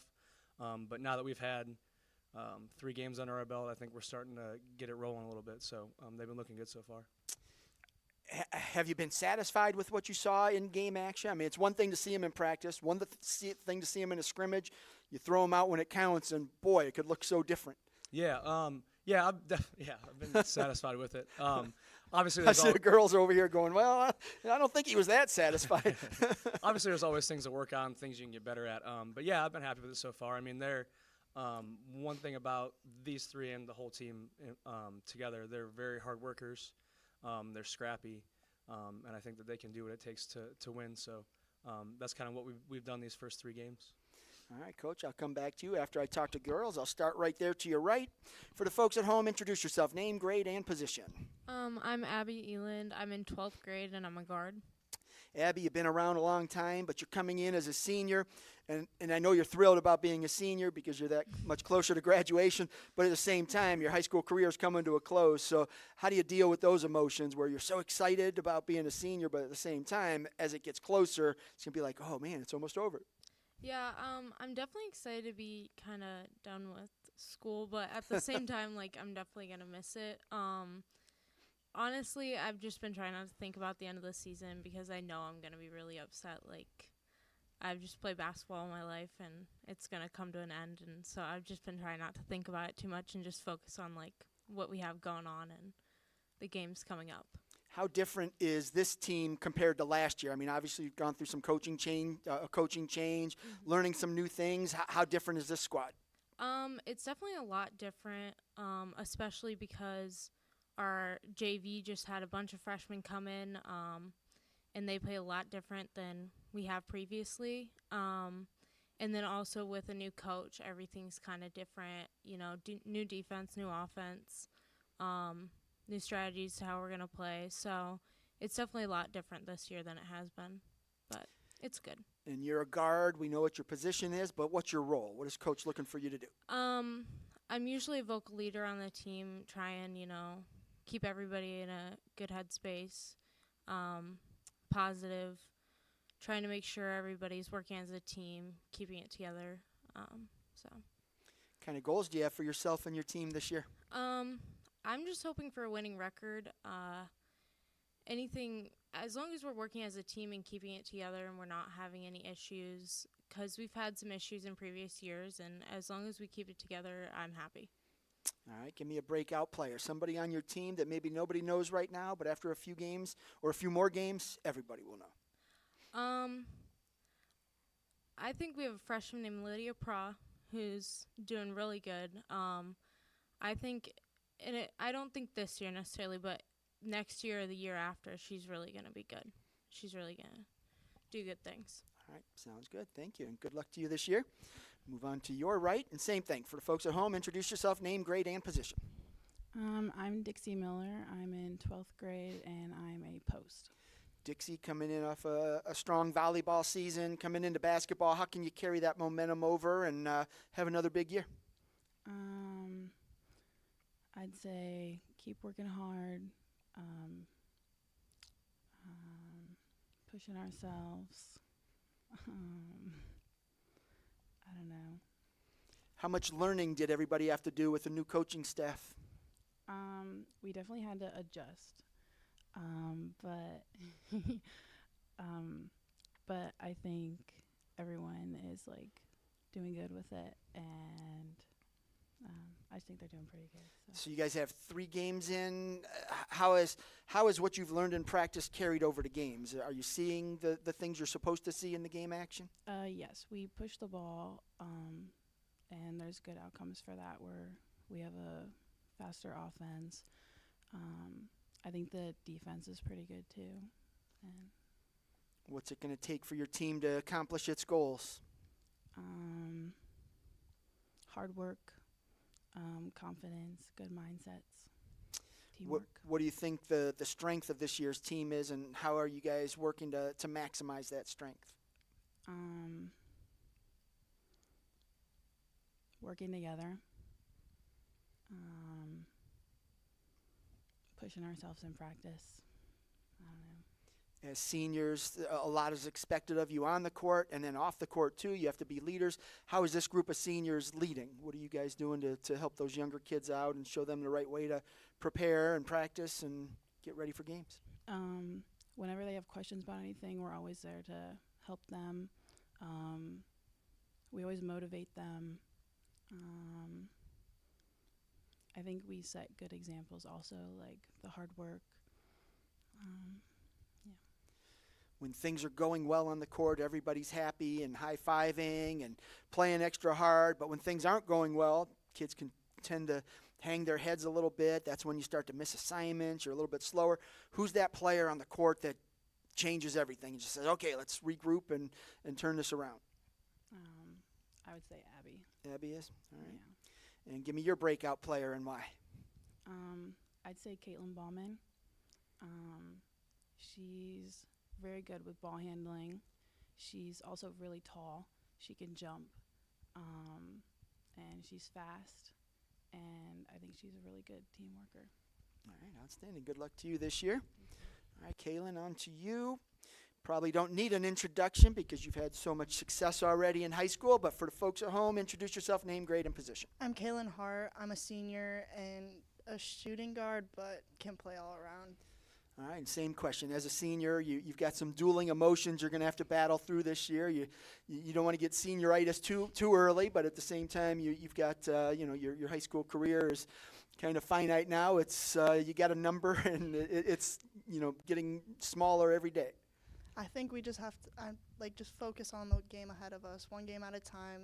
Focus on winning, playing hard, and just keeping the season to go as long as possible.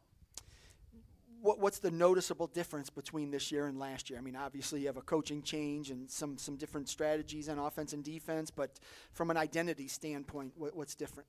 I think we have players that are a lot more like role playing and can fill in and step up way more than we did last year. Like last year was very much set positions, and we were very much we didn't push the ball. We played a lot of a slower game. So I think we're very much a faster team, and it's going to help us a lot. You've been one of the top scorers in the conference in the Valley Division over the last couple years.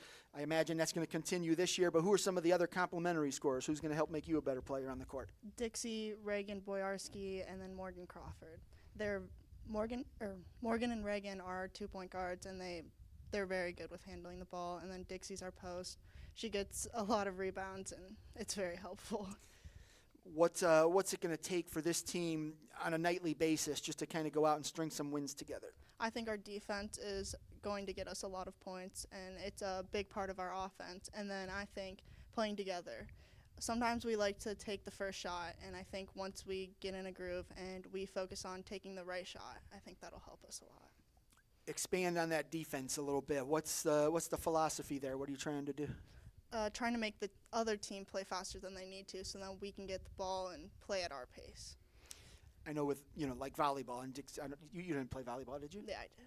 You did? Yeah. Oh, okay. So too. It's like same thing in volleyball. You're trying to take the other team out of system. So Yes. with basketball defensively, you want to be aggressive and get them out of, their comfort zone. So how important is that to Grand Valley just to make sure that happens? I think when they're out of their comfort zone, they're playing way faster than they want, which gives us the chance to capitalize and play the way that we want to.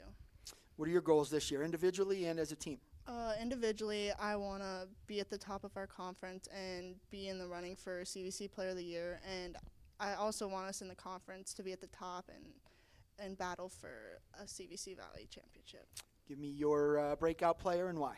I think Reagan Boyarski will be. She's quick and she's one of our leaders on defense. So.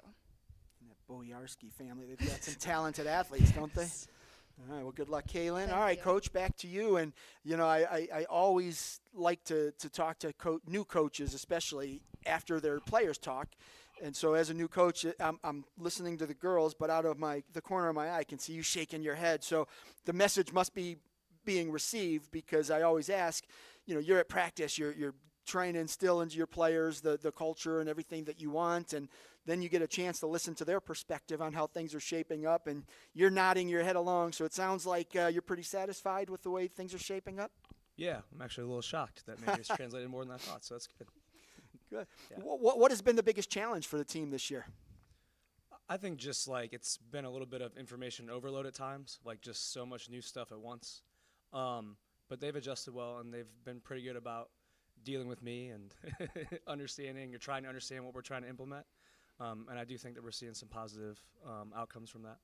So it sounds like defense is one of the keys to your game plan, is just kind of creating some offensive opportunities, handling things that way. Through the first 3 games, did you see that? Is that what you needed? Yeah, we've started to. The first game, we created a lot of turnovers and didn't necessarily capitalize on them for a variety of reasons. But the last 2 games, I've seen that we have created some turnovers and gotten some easy offensive opportunities, which is what we need, because we can go through some times where, like, I think we're pretty streaky. We can go through times where we hit a lot of shots, and then we can go through times where we don't hit shots. So getting those easy opportunities offensively is going to be key for us. I asked the players to name a breakout player. This is your chance. Who are the players that have impressed you so far this season? Well, there's been more than one, to be clear, but I think one that's going to be impactful for us is Chloe Turk. She's a freshman. She's got some good size and athleticism. She's got a high basketball IQ. And obviously through the first 3 games, we've seen good and bad out of her. You know, her youth has shown a little bit at times, but she definitely, I think, is going to be a big role in our success going forward. And then just lastly, what's it going to take to achieve your goals? Well, I think, like they said, playing together, continuing to understand the importance of working hard in practice, and just being gritty, going out and doing whatever it takes to win, and, you know, doing the things that we have to be competitive every night. Outstanding. All right, Coach. Well, I appreciate you and the ladies coming out for Media Day. Welcome to the league, and good luck to you this year. Thank you. All right, that was the Grand Valley Mustangs girls basketball team here at CVC Winter Sports Media Day. This is the 4th of our 4 Media Day events. Up next, we have the Lakeside boys basketball team, and boy, are we running ahead. They are on at 3:05. It is only 2:50, so I'm going to take this opportunity to take a quick break for myself, and then we'll be back momentarily with the Lakeside boys basketball team here on CVC TV, which is presented by Ohio Center for Oral, Facial, and Implant Surgery. Ohio Center for Oral, Facial, and Implant Surgery diagnoses and treats facial pain and injuries, and also offers a full range of dental implants and bone grafting procedures. Look no further than the Ohio Center for Oral, Facial, and Implant Surgery for all of your oral surgery and cosmetic surgery needs. Please visit their website at www.ohsurgery.com.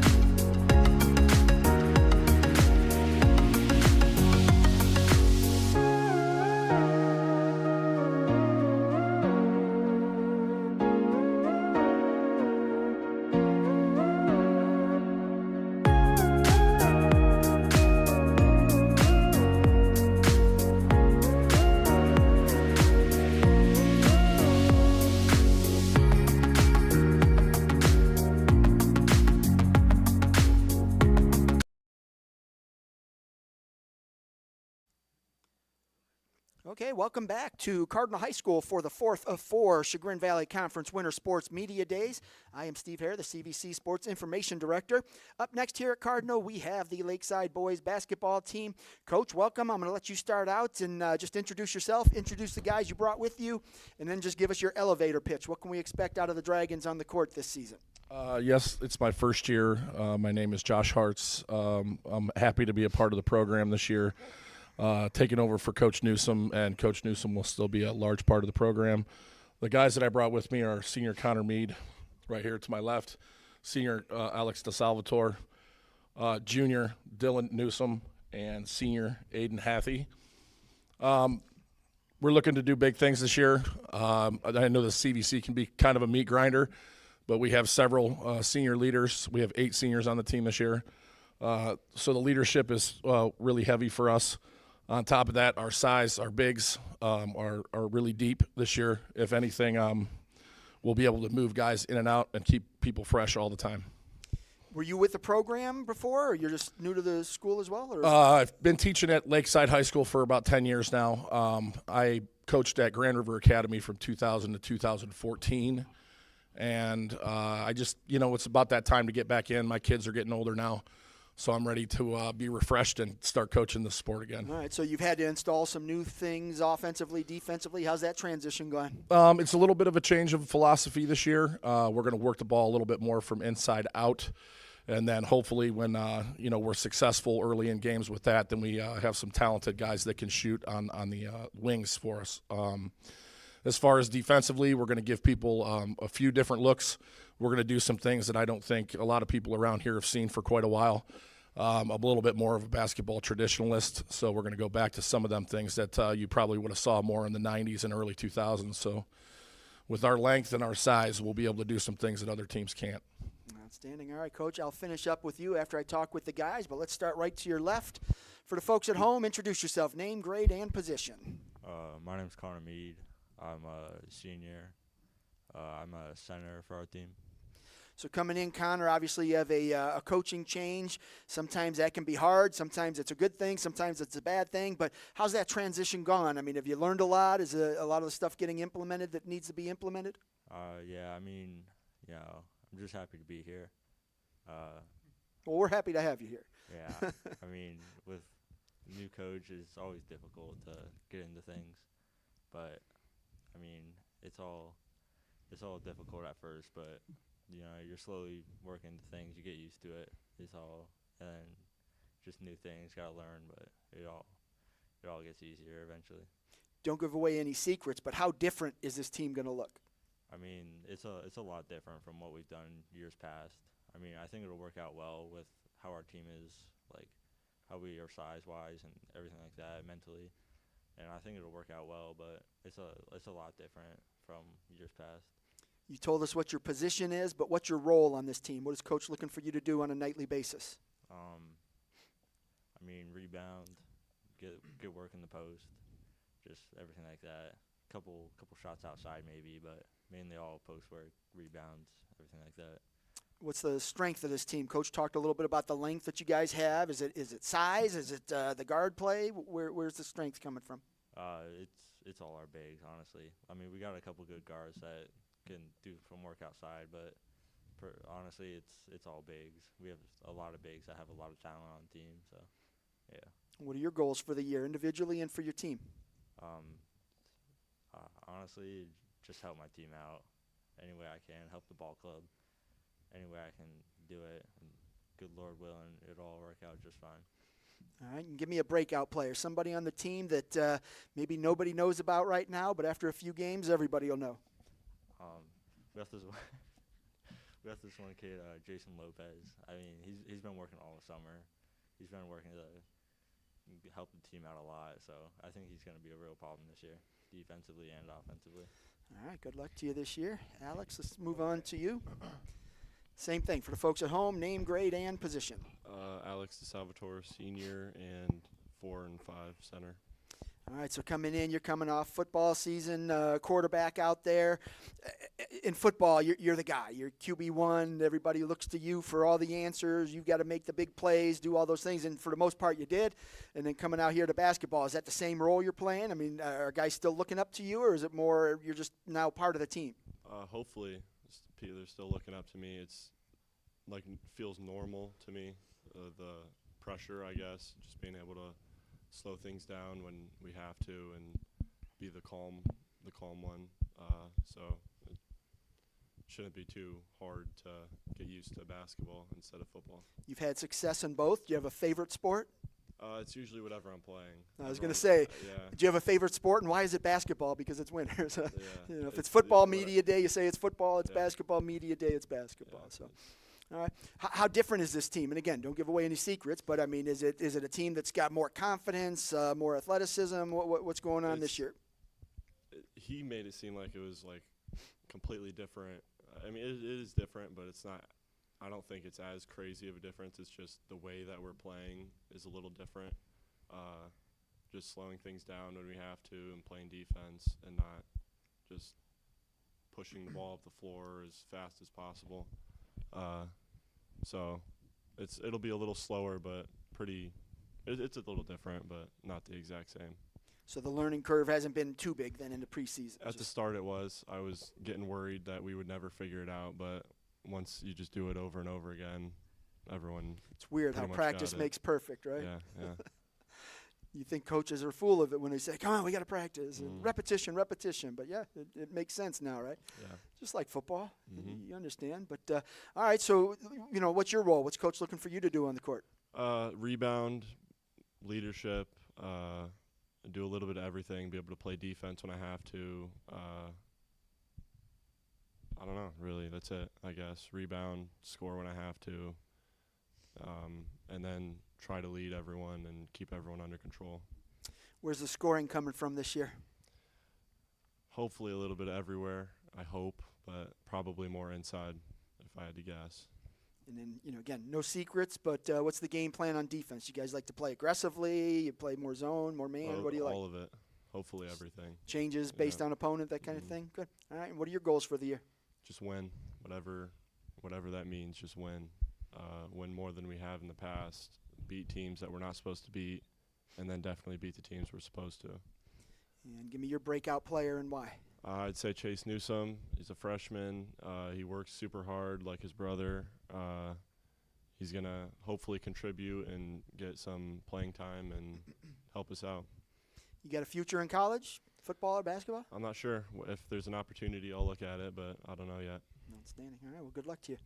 All right, let's move to your left. Same thing for the folks at home, name, grade, and position. Flip that. Is that up? There you go. Yep. I'm Dylan Newsome. A little bit closer. There you go. I'm a guard. I'm a junior. All right, so coming in, coaching change, things are a little bit different, or they're a lot different depending on who you talk to. So, from your perspective, I mean, how different are things? I think things are going to be a lot different.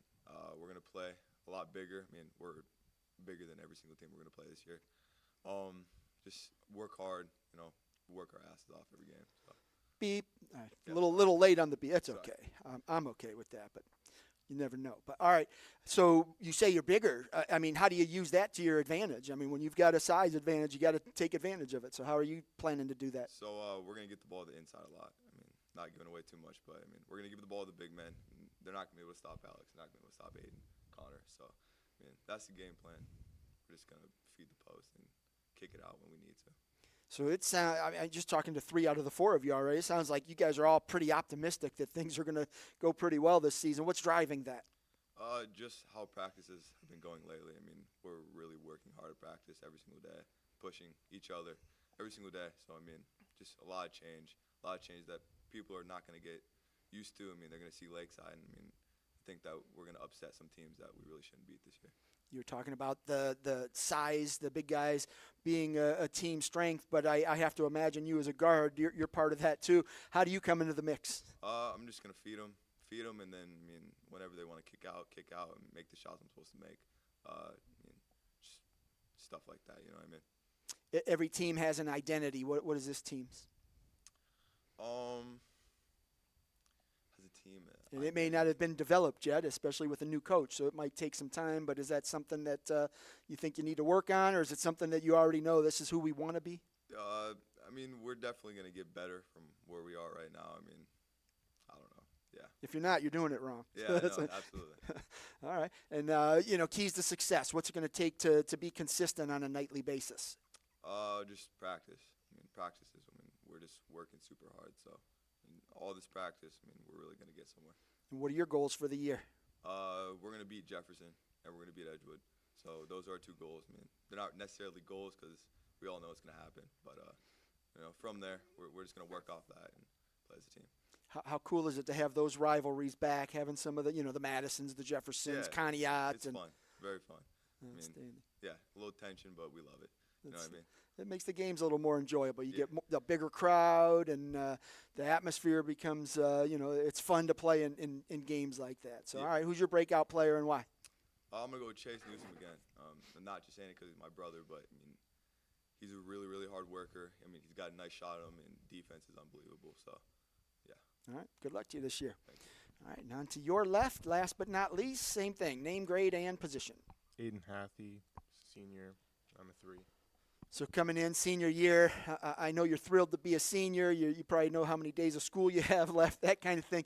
But at the same time, it's your senior year of basketball. Every game, you get you closer to the end of the high school career. How do you deal with that, those dueling emotions? I'm kind of excited. I've been looking forward to it. Looking forward to senior year since forever, honestly. And just looking to work hard. What's been the biggest challenge for you in the preseason, just kind of learning all the new offenses and defenses that coaches implemented? Going from one sport to another is kind of difficult, but once you get the rhythm, it's fine. Do you agree with your teammate that the big guys are the strength of the team? Absolutely. How do you guys, and again, don't give away secrets, but how do you plan to make the most of that? You've got an advantage and you want to use it. Yeah, if they're guarding the low post, kick it out for threes and let the guards work. What is your role on the team? We know your position, but what's coach looking for you to do? Rebound, shoot sometimes, attack the rim, and defense. Defense. Everyone's got to play defense. All right. When things are going well on the court, everybody's excited and happy, playing well, high-fiving. When things aren't going well, somebody has to right the ship. Who's the guy that is going to be the leader on the court when things aren't going well? Most of our seniors and juniors, all leaders, all work really hard. So somebody's just ready to step up when needed. Yeah. All right. And who's your breakout player and why? Chase Newsom again. He works hard every day. Chase with the trifecta. I like it. All right. He has a good shot. Spectacular defense. And he's a freshman? Is that what you guys said? Yeah. So the future's bright, too. I like it. All right. All right, good luck to you this year as well. Coach, back to you. And, I always like to follow up with the coaches, especially the new ones, because I ask about, the perspective on the preseason and how things are going. And, like the coach before, you were nodding your head almost the whole time these guys were talking. So it seems like you're pretty satisfied with your messages being received. Yeah, actually, I love coaching these guys every day. I've had a couple of them in different sports. The wonderful thing about, the guys that I coach every day is that they're not just single sport athletes. They're dual and triple sport athletes. And, it means something to me. I was a 3-sport athlete as well. I think it's important for especially the community like Ashtabula or any of the smaller communities that are surrounding us in the CVC for kids to be involved in sports and to know that there's a lot more that can be taught about athletics. It's not just about starting. It's about being a part of something that, ends in an awesome journey. And we talk every day about them depending on each other, loving each other every day, and making sure that they're taking care of each other first before anything else. And, that's just been an emphasis for us. As far as the CVC is concerned, the philosophy that they were talking about, and some were saying that, it's a big change or it's a smaller change or it's not so much.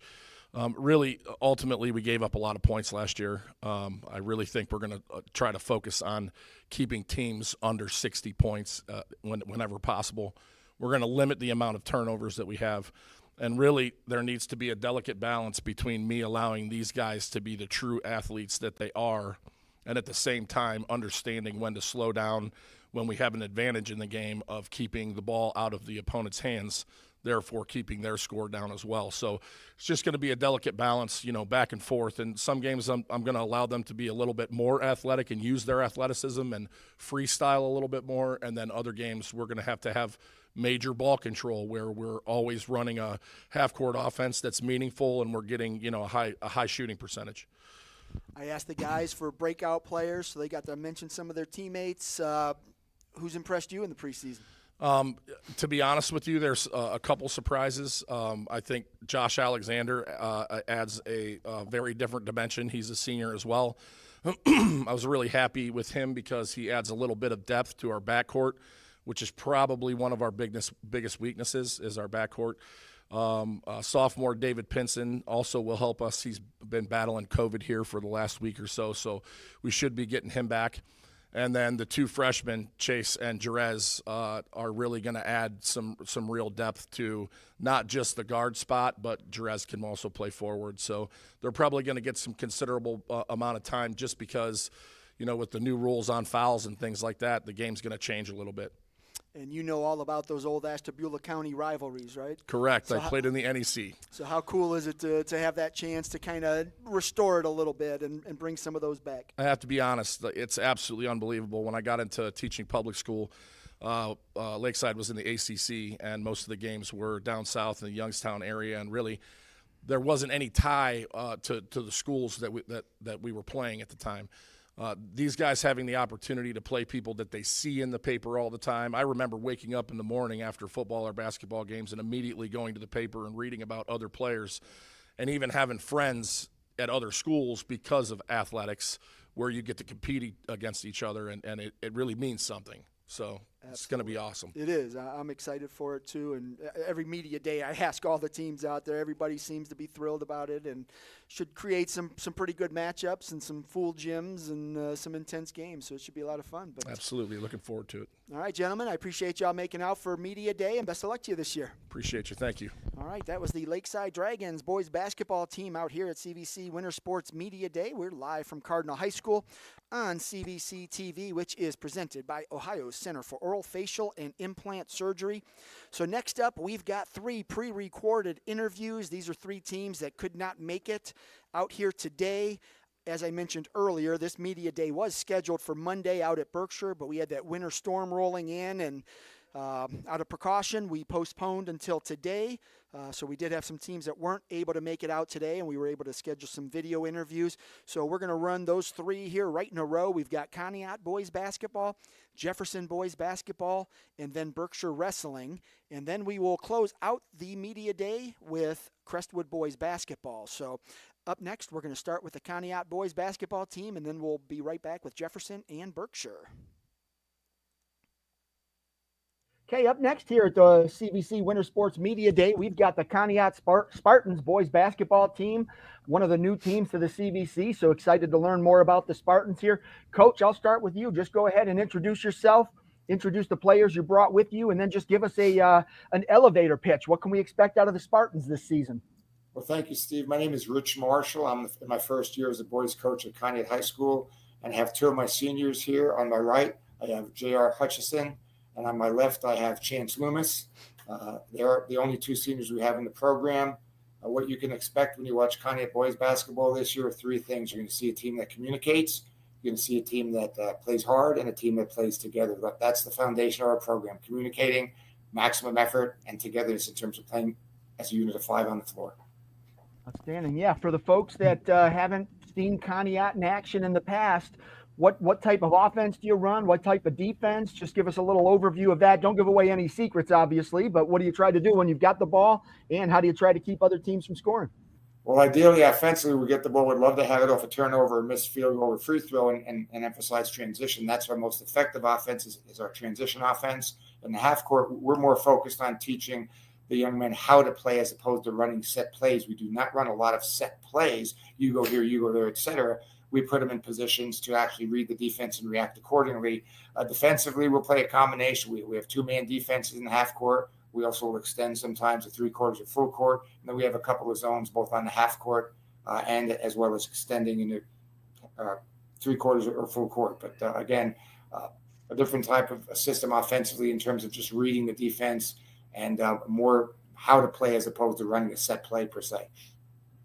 All right, Coach, I'll come back to you after I talk to the guys. Let's start with JR. JR, for the folks at home, just go ahead and introduce yourself again, name, grade, and what position you play. My name is JR Hutchison. I'm a senior, and I play the 2 through 5, 3 through 5, around there. All right, so yeah, just coming in, senior year, you've got to be pretty excited about that. But at the same time, every time you step on the court, it gets you closer to the end of your career. How are you dealing with those emotions? It's kind of bittersweet. I mean, it's nice I get to move on in life, go to college and stuff, but it's sad because it'll probably be the last time I play organized ball.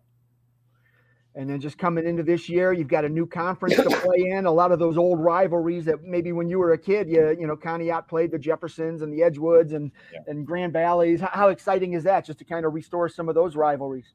Yeah, it's nice because the league's the same, the rules are the same. We go to PA, it wasn't the same, but it's nice. You see faces you've seen for a while and get to play against them. So you told us your position, but what's your role? What is Coach looking for you to do on both ends of the court this season? Just hold down the post on defense and hopefully shoot a 3. Just one? More than one. Yeah, 3s. All right. And then just looking at, you know, the preseason coming in, who are some of the guys on the team? This is a chance for you to give a shout out to some of those guys. Who's been impressing you so far in the preseason? Well, we have our juniors, Jordan Kolko, him and Noah Ham and Cole Stump, those guys. All right. What do you think the keys to victory are for Conneaut? What's it going to take for the team to be successful this season? Probably just playing together, playing as a team and communicating. What are your goals for this year, individual and team-wise? Just to have a better record than last year. I mean, hopefully be over 500 and finish the season with just have a good season. All right, sounds good. And then next, go ahead for the folks at home. Introduce yourself again, name, grade, and position. My name's Chance Loomis. I'm a senior, and I play 1 through the 5. All at the same time? You must be pretty good. All right, so yeah, just same question. Being a senior, obviously you've got to be excited about that, but you know, obviously the end of your career is going to be here before you know it. How are you battling those dueling emotions? I'm just playing and trying to, like JR said, trying to have a better season than last season, and just focusing on just getting everybody involved and just making sure everything's all right for this last season. How does Coach use you on the court, both ends? What does he try to get you to do? He tries to get me to get into offense, make some defensive plays, and talk a lot more. Hey, the communication's one of the things Coach stressed. That was number one, actually, when he said, you know, this is what people are going to see about Conneaut. How important is that to your team, just making sure that communication is there? I think that's the number one thing that we need right now is our communication. The better our communication is, the easier stuff runs, the easier stuff flows. So I think that that's our most important thing right now. And then Coach also mentioned, getting out and trying to score in transition. How big of an impact does that make on your team's game plan? I think we're strongest in transition, like Coach said. So I think that if we get in transition, I think we're pretty hard to stop because we're small, we're quick. And I think that's where we're going to succeed the most. All right, and give me a breakout player, somebody on your team that maybe right now nobody knows who it is, but after a few games, everybody will know. Who's been having a big preseason? I'm going to say Cole Stump. What's he been doing well? He's been shooting the 3 a lot better. Once he gets confident, he gets hot, and he's pretty much Steph Curry out there. So that's a pretty high bar. So that's pretty good. All right, high praise for him. All right, and then what are your goals, individual and team wise? For this season, like I said, just to make everything go smooth, be a leader, score the ball as much as I can in the best way possible, and just get everybody involved. All right, sounds good. Well, good luck to you this year. And Coach, back to you. I always like to follow up with the coaches after the players get a chance to speak, because you're in practice trying to develop a culture and you're giving them a game plan and strategies, and now you get to hear their perspective on it. Are you satisfied that your message is being received? Definitely. Yeah, I mean, are these guys performing in practice the way you need them to at this point? Is it? I know it's kind of early, getting ready to kick off things on Friday. I don't know if you guys play Friday, but the season starts Friday. Are you where you need to be? We're making progress. We're a very young team, Steve. We actually have 17 boys in the program. We have 2 seniors. We only have 3 juniors. So 5 of the 17 are upper class. Conversely, 5 sophomores and 7 freshmen. Over 70% of our roster are underclassmen. So we're a young team. We're a work in progress. I am satisfied. The work ethic's been good in practice. The attitudes have been receptive to the coaches. Fortunately, I have a very good coaching staff to assist me with teaching the boys the game of basketball. But most important, again, they're communicating, they're giving us some feedback, and they're making a legitimate effort in a transition from what has been Conneaut basketball to what Conneaut basketball is now. So it's, I'm satisfied. Sounds good. All right. And then with all those young players, that puts a big burden on the upperclassmen, especially the 2 seniors who I assume are your captains and team leaders. Guys, what are you doing to help those younger players settle in and learn their roles and kind of, figure out how to play high school basketball? Well, I think for me, the best way to do it is leading by example. That's just how I am. I think that's the best way I can contribute. I think like just talking to them and giving them like lots of words of encouragement and motivating my teammates to do better and play better. I think they'll listen because we're upperclassmen, and I think that's the best way for me to do it. Outstanding. All right, guys. Well, I appreciate you being here for Media Day. Unfortunately, you couldn't be here in person, but glad we were able to connect via technology. So that's great. And best of luck to you, and welcome to the CVC. Thank you. Thank you, Steve. Welcome back to the Chagrin Valley Conference Winter Sports Media Day, live from Cardinal High School and presented on CVC TV by Ohio Center for Oral, Facial, and Implant Surgery. Up next, we've got the Jefferson boys basketball team. All right, up next, we've got the Jefferson boys basketball team. Jefferson is another one of the new schools to the Chagrin Valley Conference. So first up, gentlemen, welcome to the CVC. And Coach, I'll start with you. Just go ahead and introduce yourself, introduce the players that you have with you, and then just give us an elevator pitch. What can we expect out of the Falcons this year? My name is Coach Rob Pisano. This is Joey DeGeorge and my son, Robbie Pisano. These are our 2 returning seniors for this year. Pretty much, we're looking forward to joining the CVC, being a new conference for us. It's obviously going to help us with travel, rather than going all the way down to the Youngstown schools. But we had a lot of fun playing in the NE8 that we were in. It was a competitive league with Poland and Struthers and South Range. Those were great competitive games that we had. We are definitely looking forward to the home and aways, more local, with CVC. I think that the crowds and the intensity of games I'm excited for these seniors, because sometimes you go on a Tuesday night down to Youngstown and the intensity isn't there. The rivalries just were never actually built in the NE8 with us being down there. Right, and I think having some of those old rivalries from, back in the day, the Madisons and Conneauts and Lakesides, you're going to see a lot of those opponents, and that'll kind of, like you said, talk about some bigger crowds. I think you'll see that. Yeah, this league is going to be really hard to win on the road. I mean, to go to Edgewood, to go to Perry, to go to all those places, Geneva, Madison, Lakeside, those are going to be tough games to win on the road with their crowds. Just the intensity of the kids a lot of the kids all know each other, rather than what we were playing in Youngstown. The kids don't know each other as much. They aren't as local. It's going to be, we're coming off of 2 back-to-back league titles in the NE8. So now us going into a new league, and like I said, these guys won league championships as sophomores and juniors. So, but it's going to be a rough one this year. I try to reiterate to our team how intense this season's going to be, like something they have never seen before. And just for the folks that don't know much about Jefferson, since you haven't been in the CVC, tell us a little bit about your offense and defense. You don't have to give away any secrets, but what do you like to do on a nightly basis? Well, anybody that has seen us play, we try to score. We try to go up and down, and we're going to try and, just really, We don't hold the ball very long. We're going to try and push the ball, and we have a few guys that can really put up numbers right now. So that's really what the base of our philosophy is, to defend, hold teams to one shot, and get out and run. All right, Coach, I'll come back to you after I talk to the guys. I'll start right there in the middle with Joey. Joey, for the folks at home, just go ahead and introduce yourself. Name, grade, and what position you play. Joey DeGeorge. I'm a senior, and I play forward guard. All right, so coming in senior year, you've got to be excited about that. You've got a new conference, looking to get a three-peat there. But how excited are you for this new season? I'm very excited. I'm very excited to see how our guys do in this new conference and stuff. Very excited to play with these county teams and stuff, so I'm ready.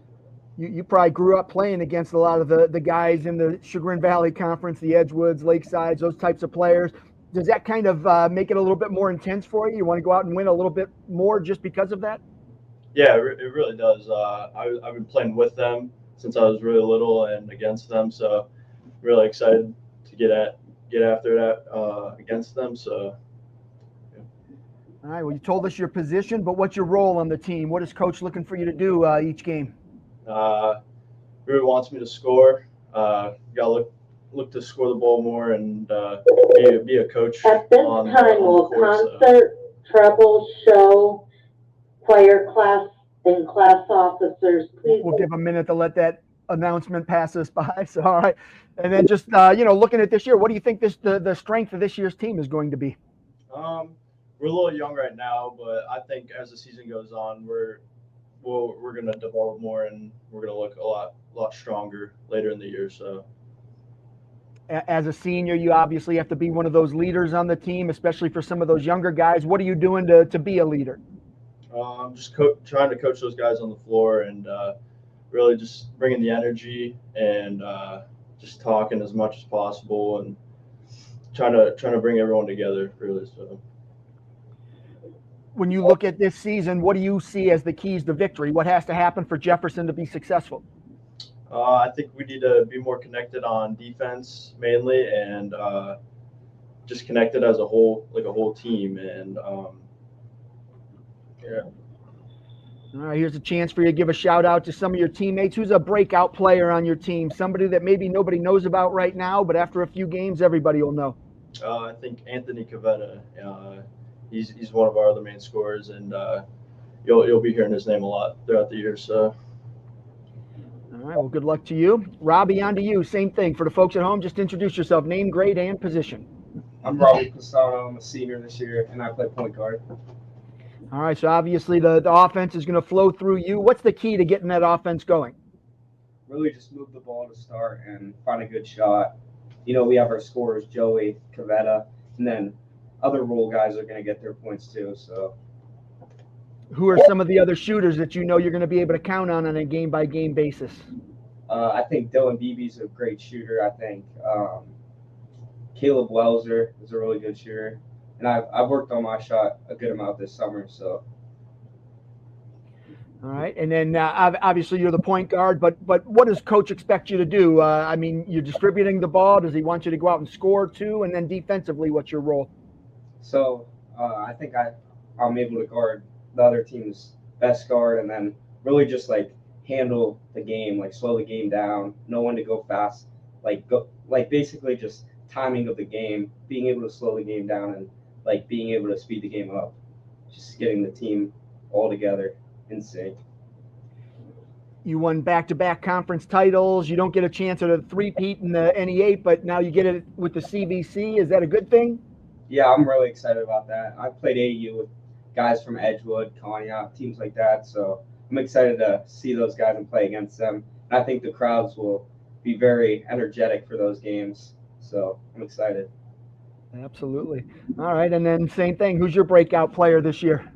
I got to go with Dylan Beebe. I think his improvement from last year is incredible, to be honest, so I think he's going to really show people what he can do this year. Outstanding. All right. Well, good luck to you this year. Coach, back to you. I asked the guys for some breakout players, but who are some of the players that have been impressive to you in the preseason?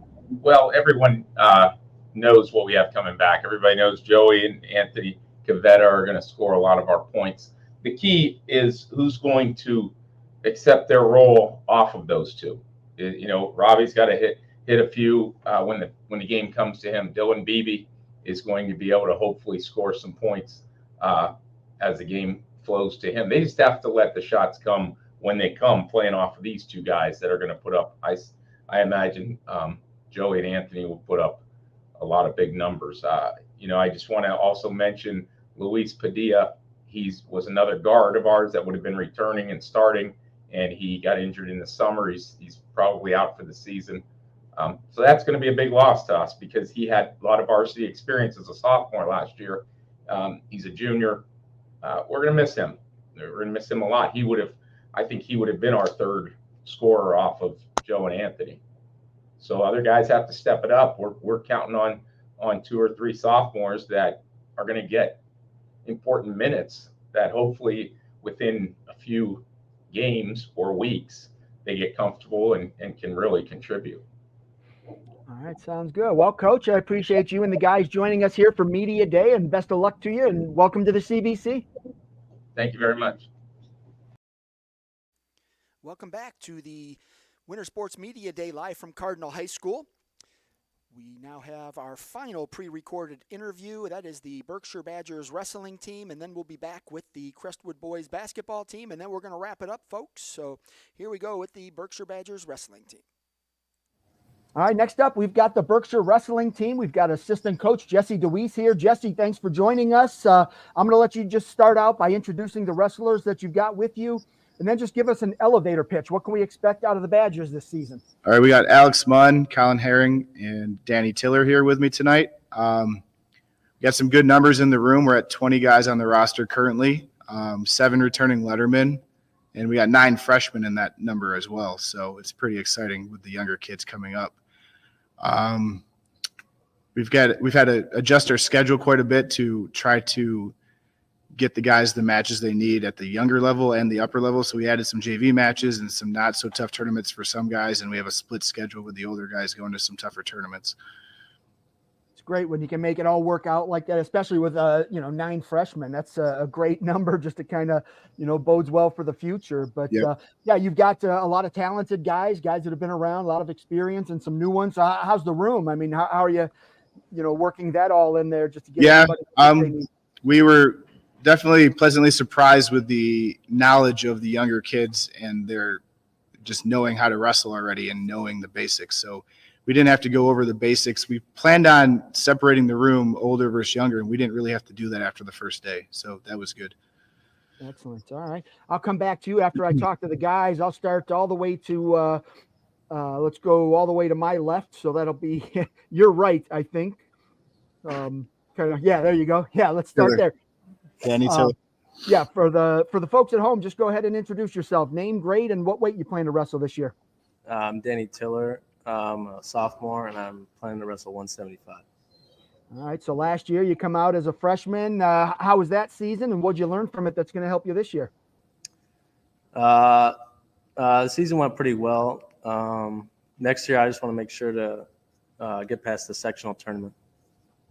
That where you ended up this year, just in the sectionals? Yeah. All right. Yeah. So coming in, I mean, obviously you need good drill partners. Who are the guys that you're working with in the room? Preston Garling is my main drill partner, and I'll work with Munn when he gets back. All right, so you've got some experienced guys working there. Last year, obviously, you didn't get out of the sectional tournament, but first year as a freshman, that's not that uncommon. Coming in, what did you do in the off season to kind of prepare for this year? We went to 2 summer tournaments. All right, so you got a lot of summer wrestling in there. What's going to be the key to your success this year? Just showing up to practice and giving 100%. All right. And then just looking at some of the young guys, who's been impressive so far? It's a chance for you to give a shout out to some of your teammates. I would say Caden Klingman looks like he could be pretty good. Outstanding. All right, let's work our way over right next to you there to your left. Go ahead. Same thing. Name, grade, and what weight you plan to wrestle. I'm Colin Herring. I'm a senior, and I'm planning on wrestling 113. Colin, I know you've had a lot of experience, a lot of success so far coming in, going to senior year. How excited are you for that? I'm excited. We got a big team this year. A lot of guys who know what they're doing.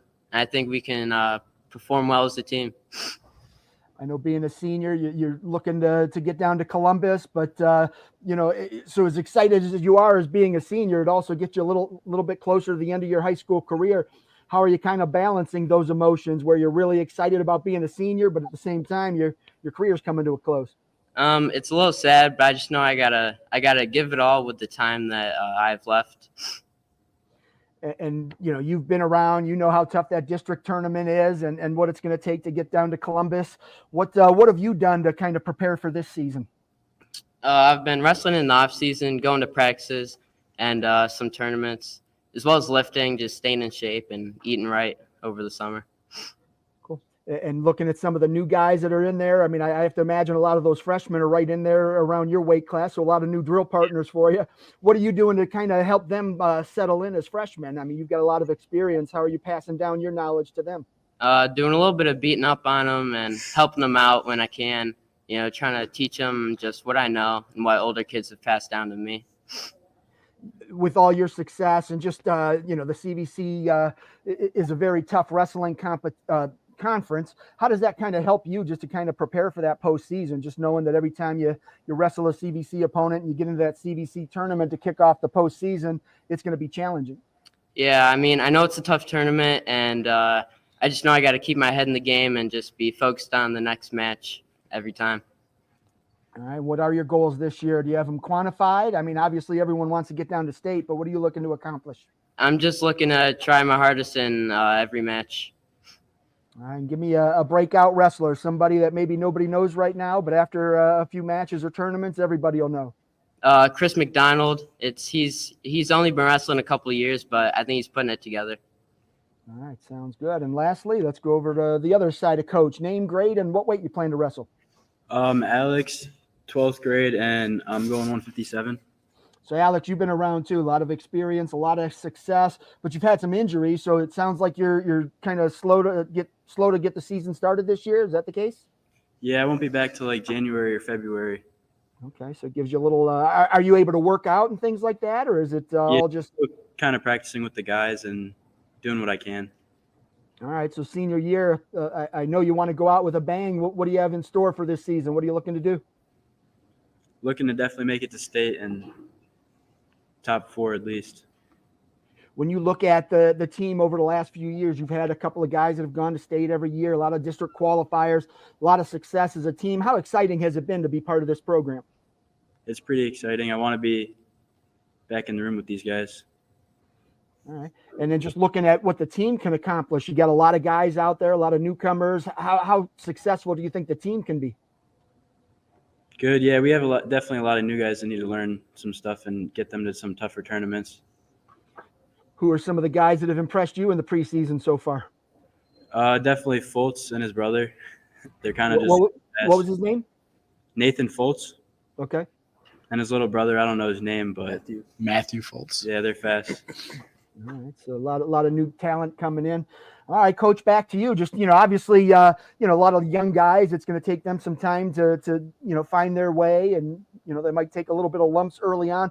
What's the process there? Is just getting those young guys to believe that they can do it. I mean, it's a tough sport, and you have to kind of balance it. You don't want to push them too hard early on. You don't want them to leave. You want them to come back the next day. But how are you kind of balancing all of that? Yeah, we started with about 27 in the room, so we're already down 7-8 guys, gained 1 today. So we've already got rid of that first group with tough practices. And now it's just getting the right competition for each guy to get them ready for sectionals. When you look at the numbers, obviously that's a good sign for the team, especially with that big group of freshmen, and that bodes well for the future, as we said earlier. But for this year, you're going to do a little bit better in dual meets. You're going to score more in tournaments. How nice is that just to kind of see that program coming and continue to build the way you guys have done it over the past few years? Yeah, it's been a struggle to get more than 10 starters on the mat, and we'll be 13 or 14, I think, this year. So it's definitely a positive to have scoring wrestlers in every weight class. And then just when you look at the overall quantity, you obviously have some good numbers, but the quality is just as important. And I think you've got some of those elite guys that should be, making a run at districts and obviously pushing toward Columbus. What's the goal though? I mean, what's the reality for you? How many guys do you think have that shot? I think we're 2 or 3 qualifying for state. Cool. And then just looking at all the other guys, the young guys, when they see guys like Alex and Colin having that success, what does that mean to them just to see that, hey, our buddies in the practice room and the wrestling room can do it. Maybe we can do it too. Yeah, it just shows the guys that they need to work in the off season and get the matches they need and experience and lifting and playing other sports and just always staying active, because that's what these guys do. All right, and last one for you. I asked the guys for some of the kids that have been impressive to them so far in the preseason. What about you? Who's impressed you so far? Mike White, he's a sophomore. He's going to be our 215-pounder this year. He had an ACL injury in football the year before, so he didn't get to wrestle last year, and he's pretty athletic and pretty big, so I'm excited to see what he can do on the mat. All right, outstanding. Well, best of luck to you guys, and good luck on the mat. I'll see you out there at the CVC tournament for sure. All right. Thank you.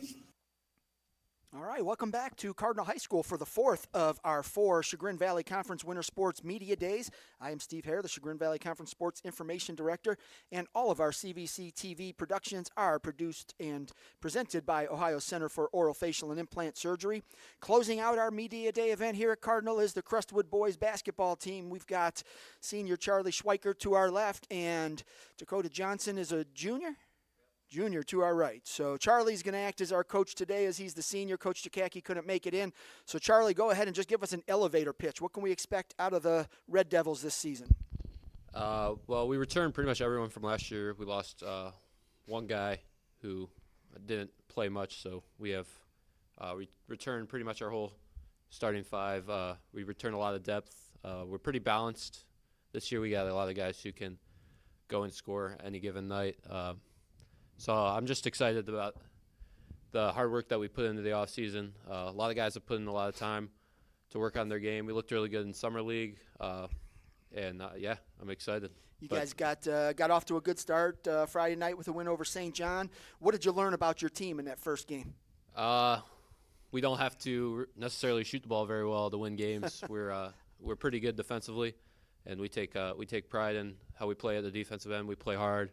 We're scrappy, and we didn't shoot the ball very well. But when those shots start to fall, then it takes us to a whole nother level, because we're always playing well at the defensive end. That doesn't change no matter if the shots are falling or not. And you definitely have the shooters that can make those shots fall. So those will eventually come. But, yeah, if you start to play some good defense, you're ahead of the game there, and keeps you in every game. So, all right, so just coming in, you're a senior. Obviously, you got to be excited about that.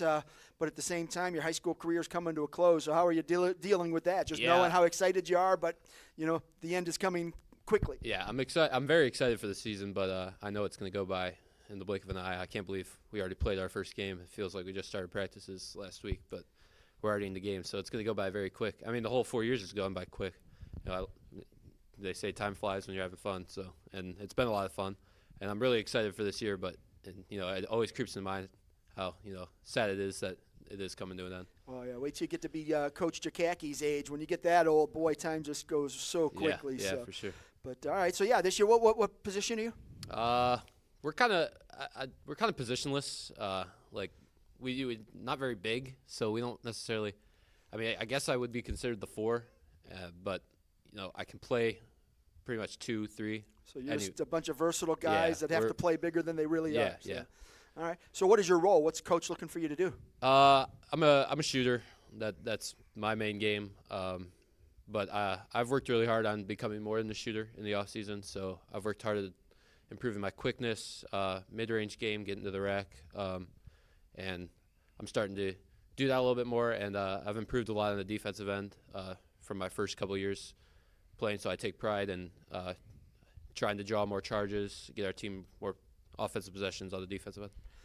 What as a guy that's got to play multiple positions or at least fill in spots wherever needed, having that versatility, are you more comfortable under the hoop, or you like being on the perimeter? Definitely perimeter. Perimeter game is where I'm most comfortable. I'm trying to become more comfortable though, doing different things. Right. Because I've been strictly shooting the 3-ball, but now I'm trying to improve other areas of my game.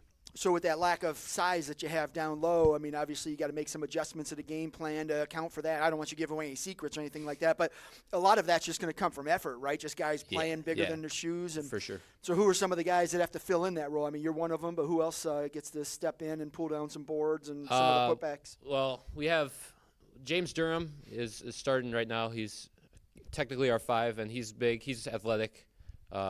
Can jump. Jimmy Peters off the bench. He gets a lot of boards, but mostly, honestly, Dakota and our other guard, Ty, great rebounders because they can just jump over anyone, honestly. So we all kind of pitch in. Like, our 2 leading rebounders were me and my little brother, Augie, who's about 5'7", 5'8". So it's really a team effort rebounding for us.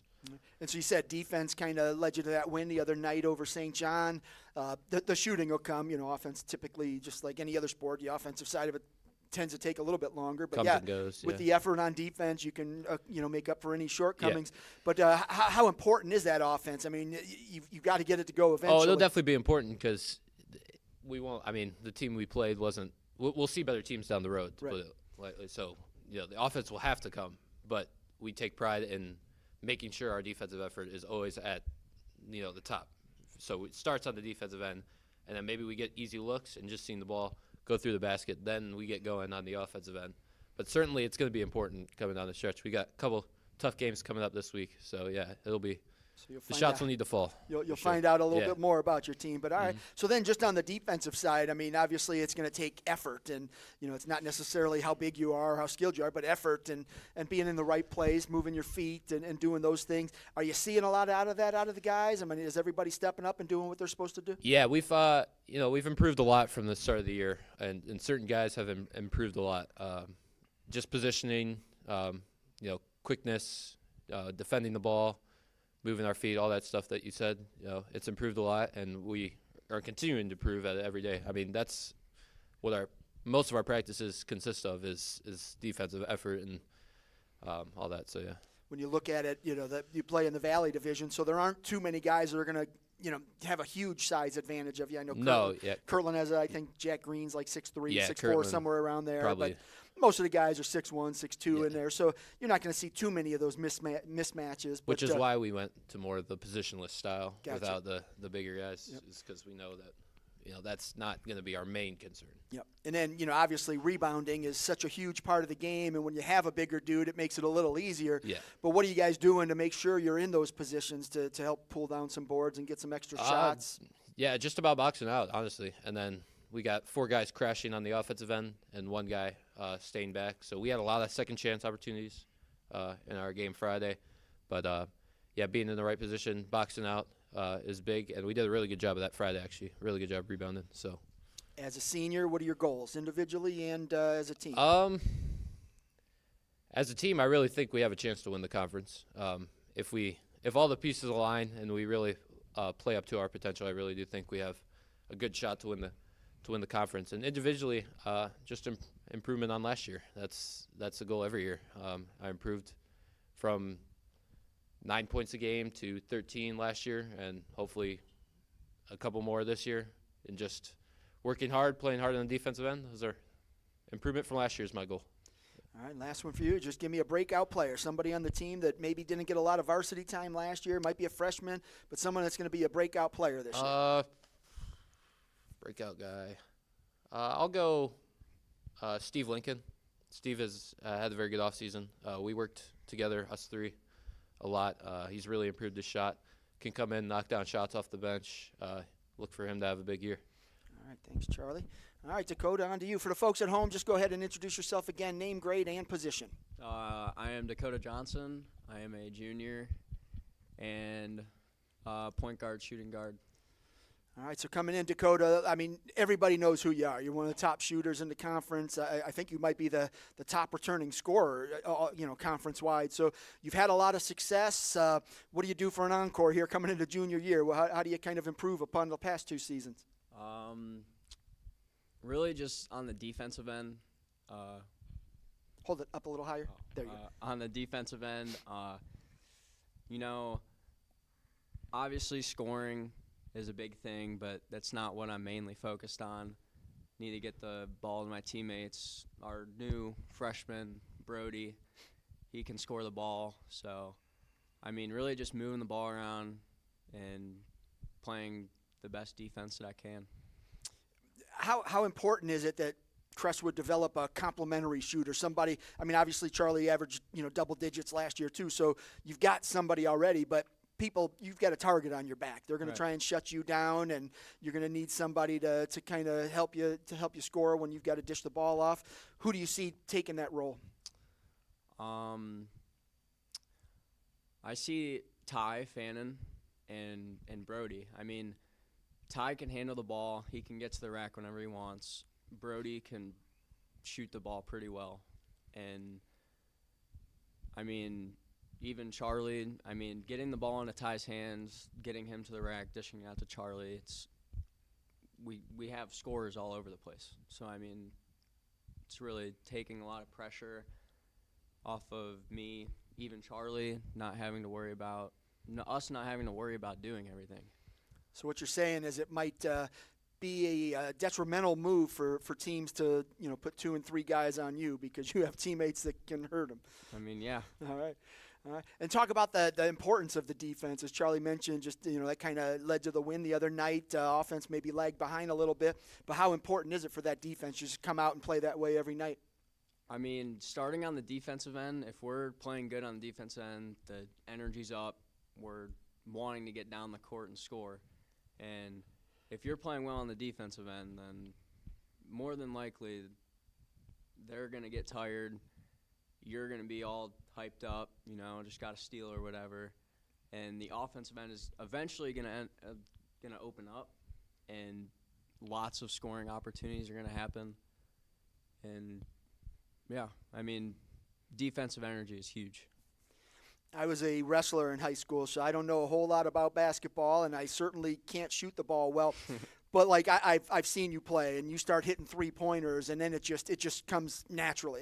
They just start flowing. What leads to that? I mean, they're hard to make. But when you make one and then you make another, how much does that get you going? I mean, it really gets me going. But when I start getting into the groove, it really just happens. It's not like I'm not thinking about what I'm gonna do. I just do it. So it's not and that's what I work on in the off season, my shot, a lot. And then if they're on the shot, then I'm getting to the rack, dishing it out. I mean, really, it just happens.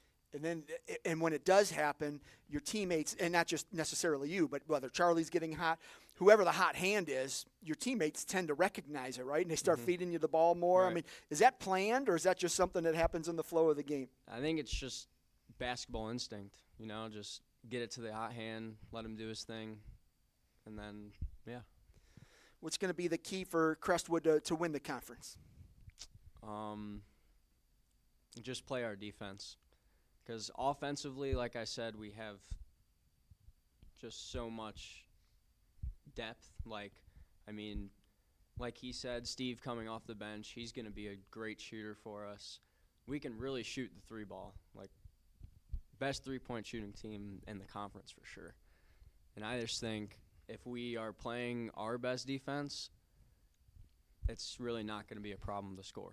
That could be pretty scary if you guys are on with the 3-pointers and playing defense as aggressively as you do. That could be scary. So that's the key to making it all happen. Starts with defense, get the hot hand going on offense. Yep. All right, give me a breakout player and why. I'm going to go Ty. Ty he's a great basketball player, and he doesn't really get recognized for his offensive ability.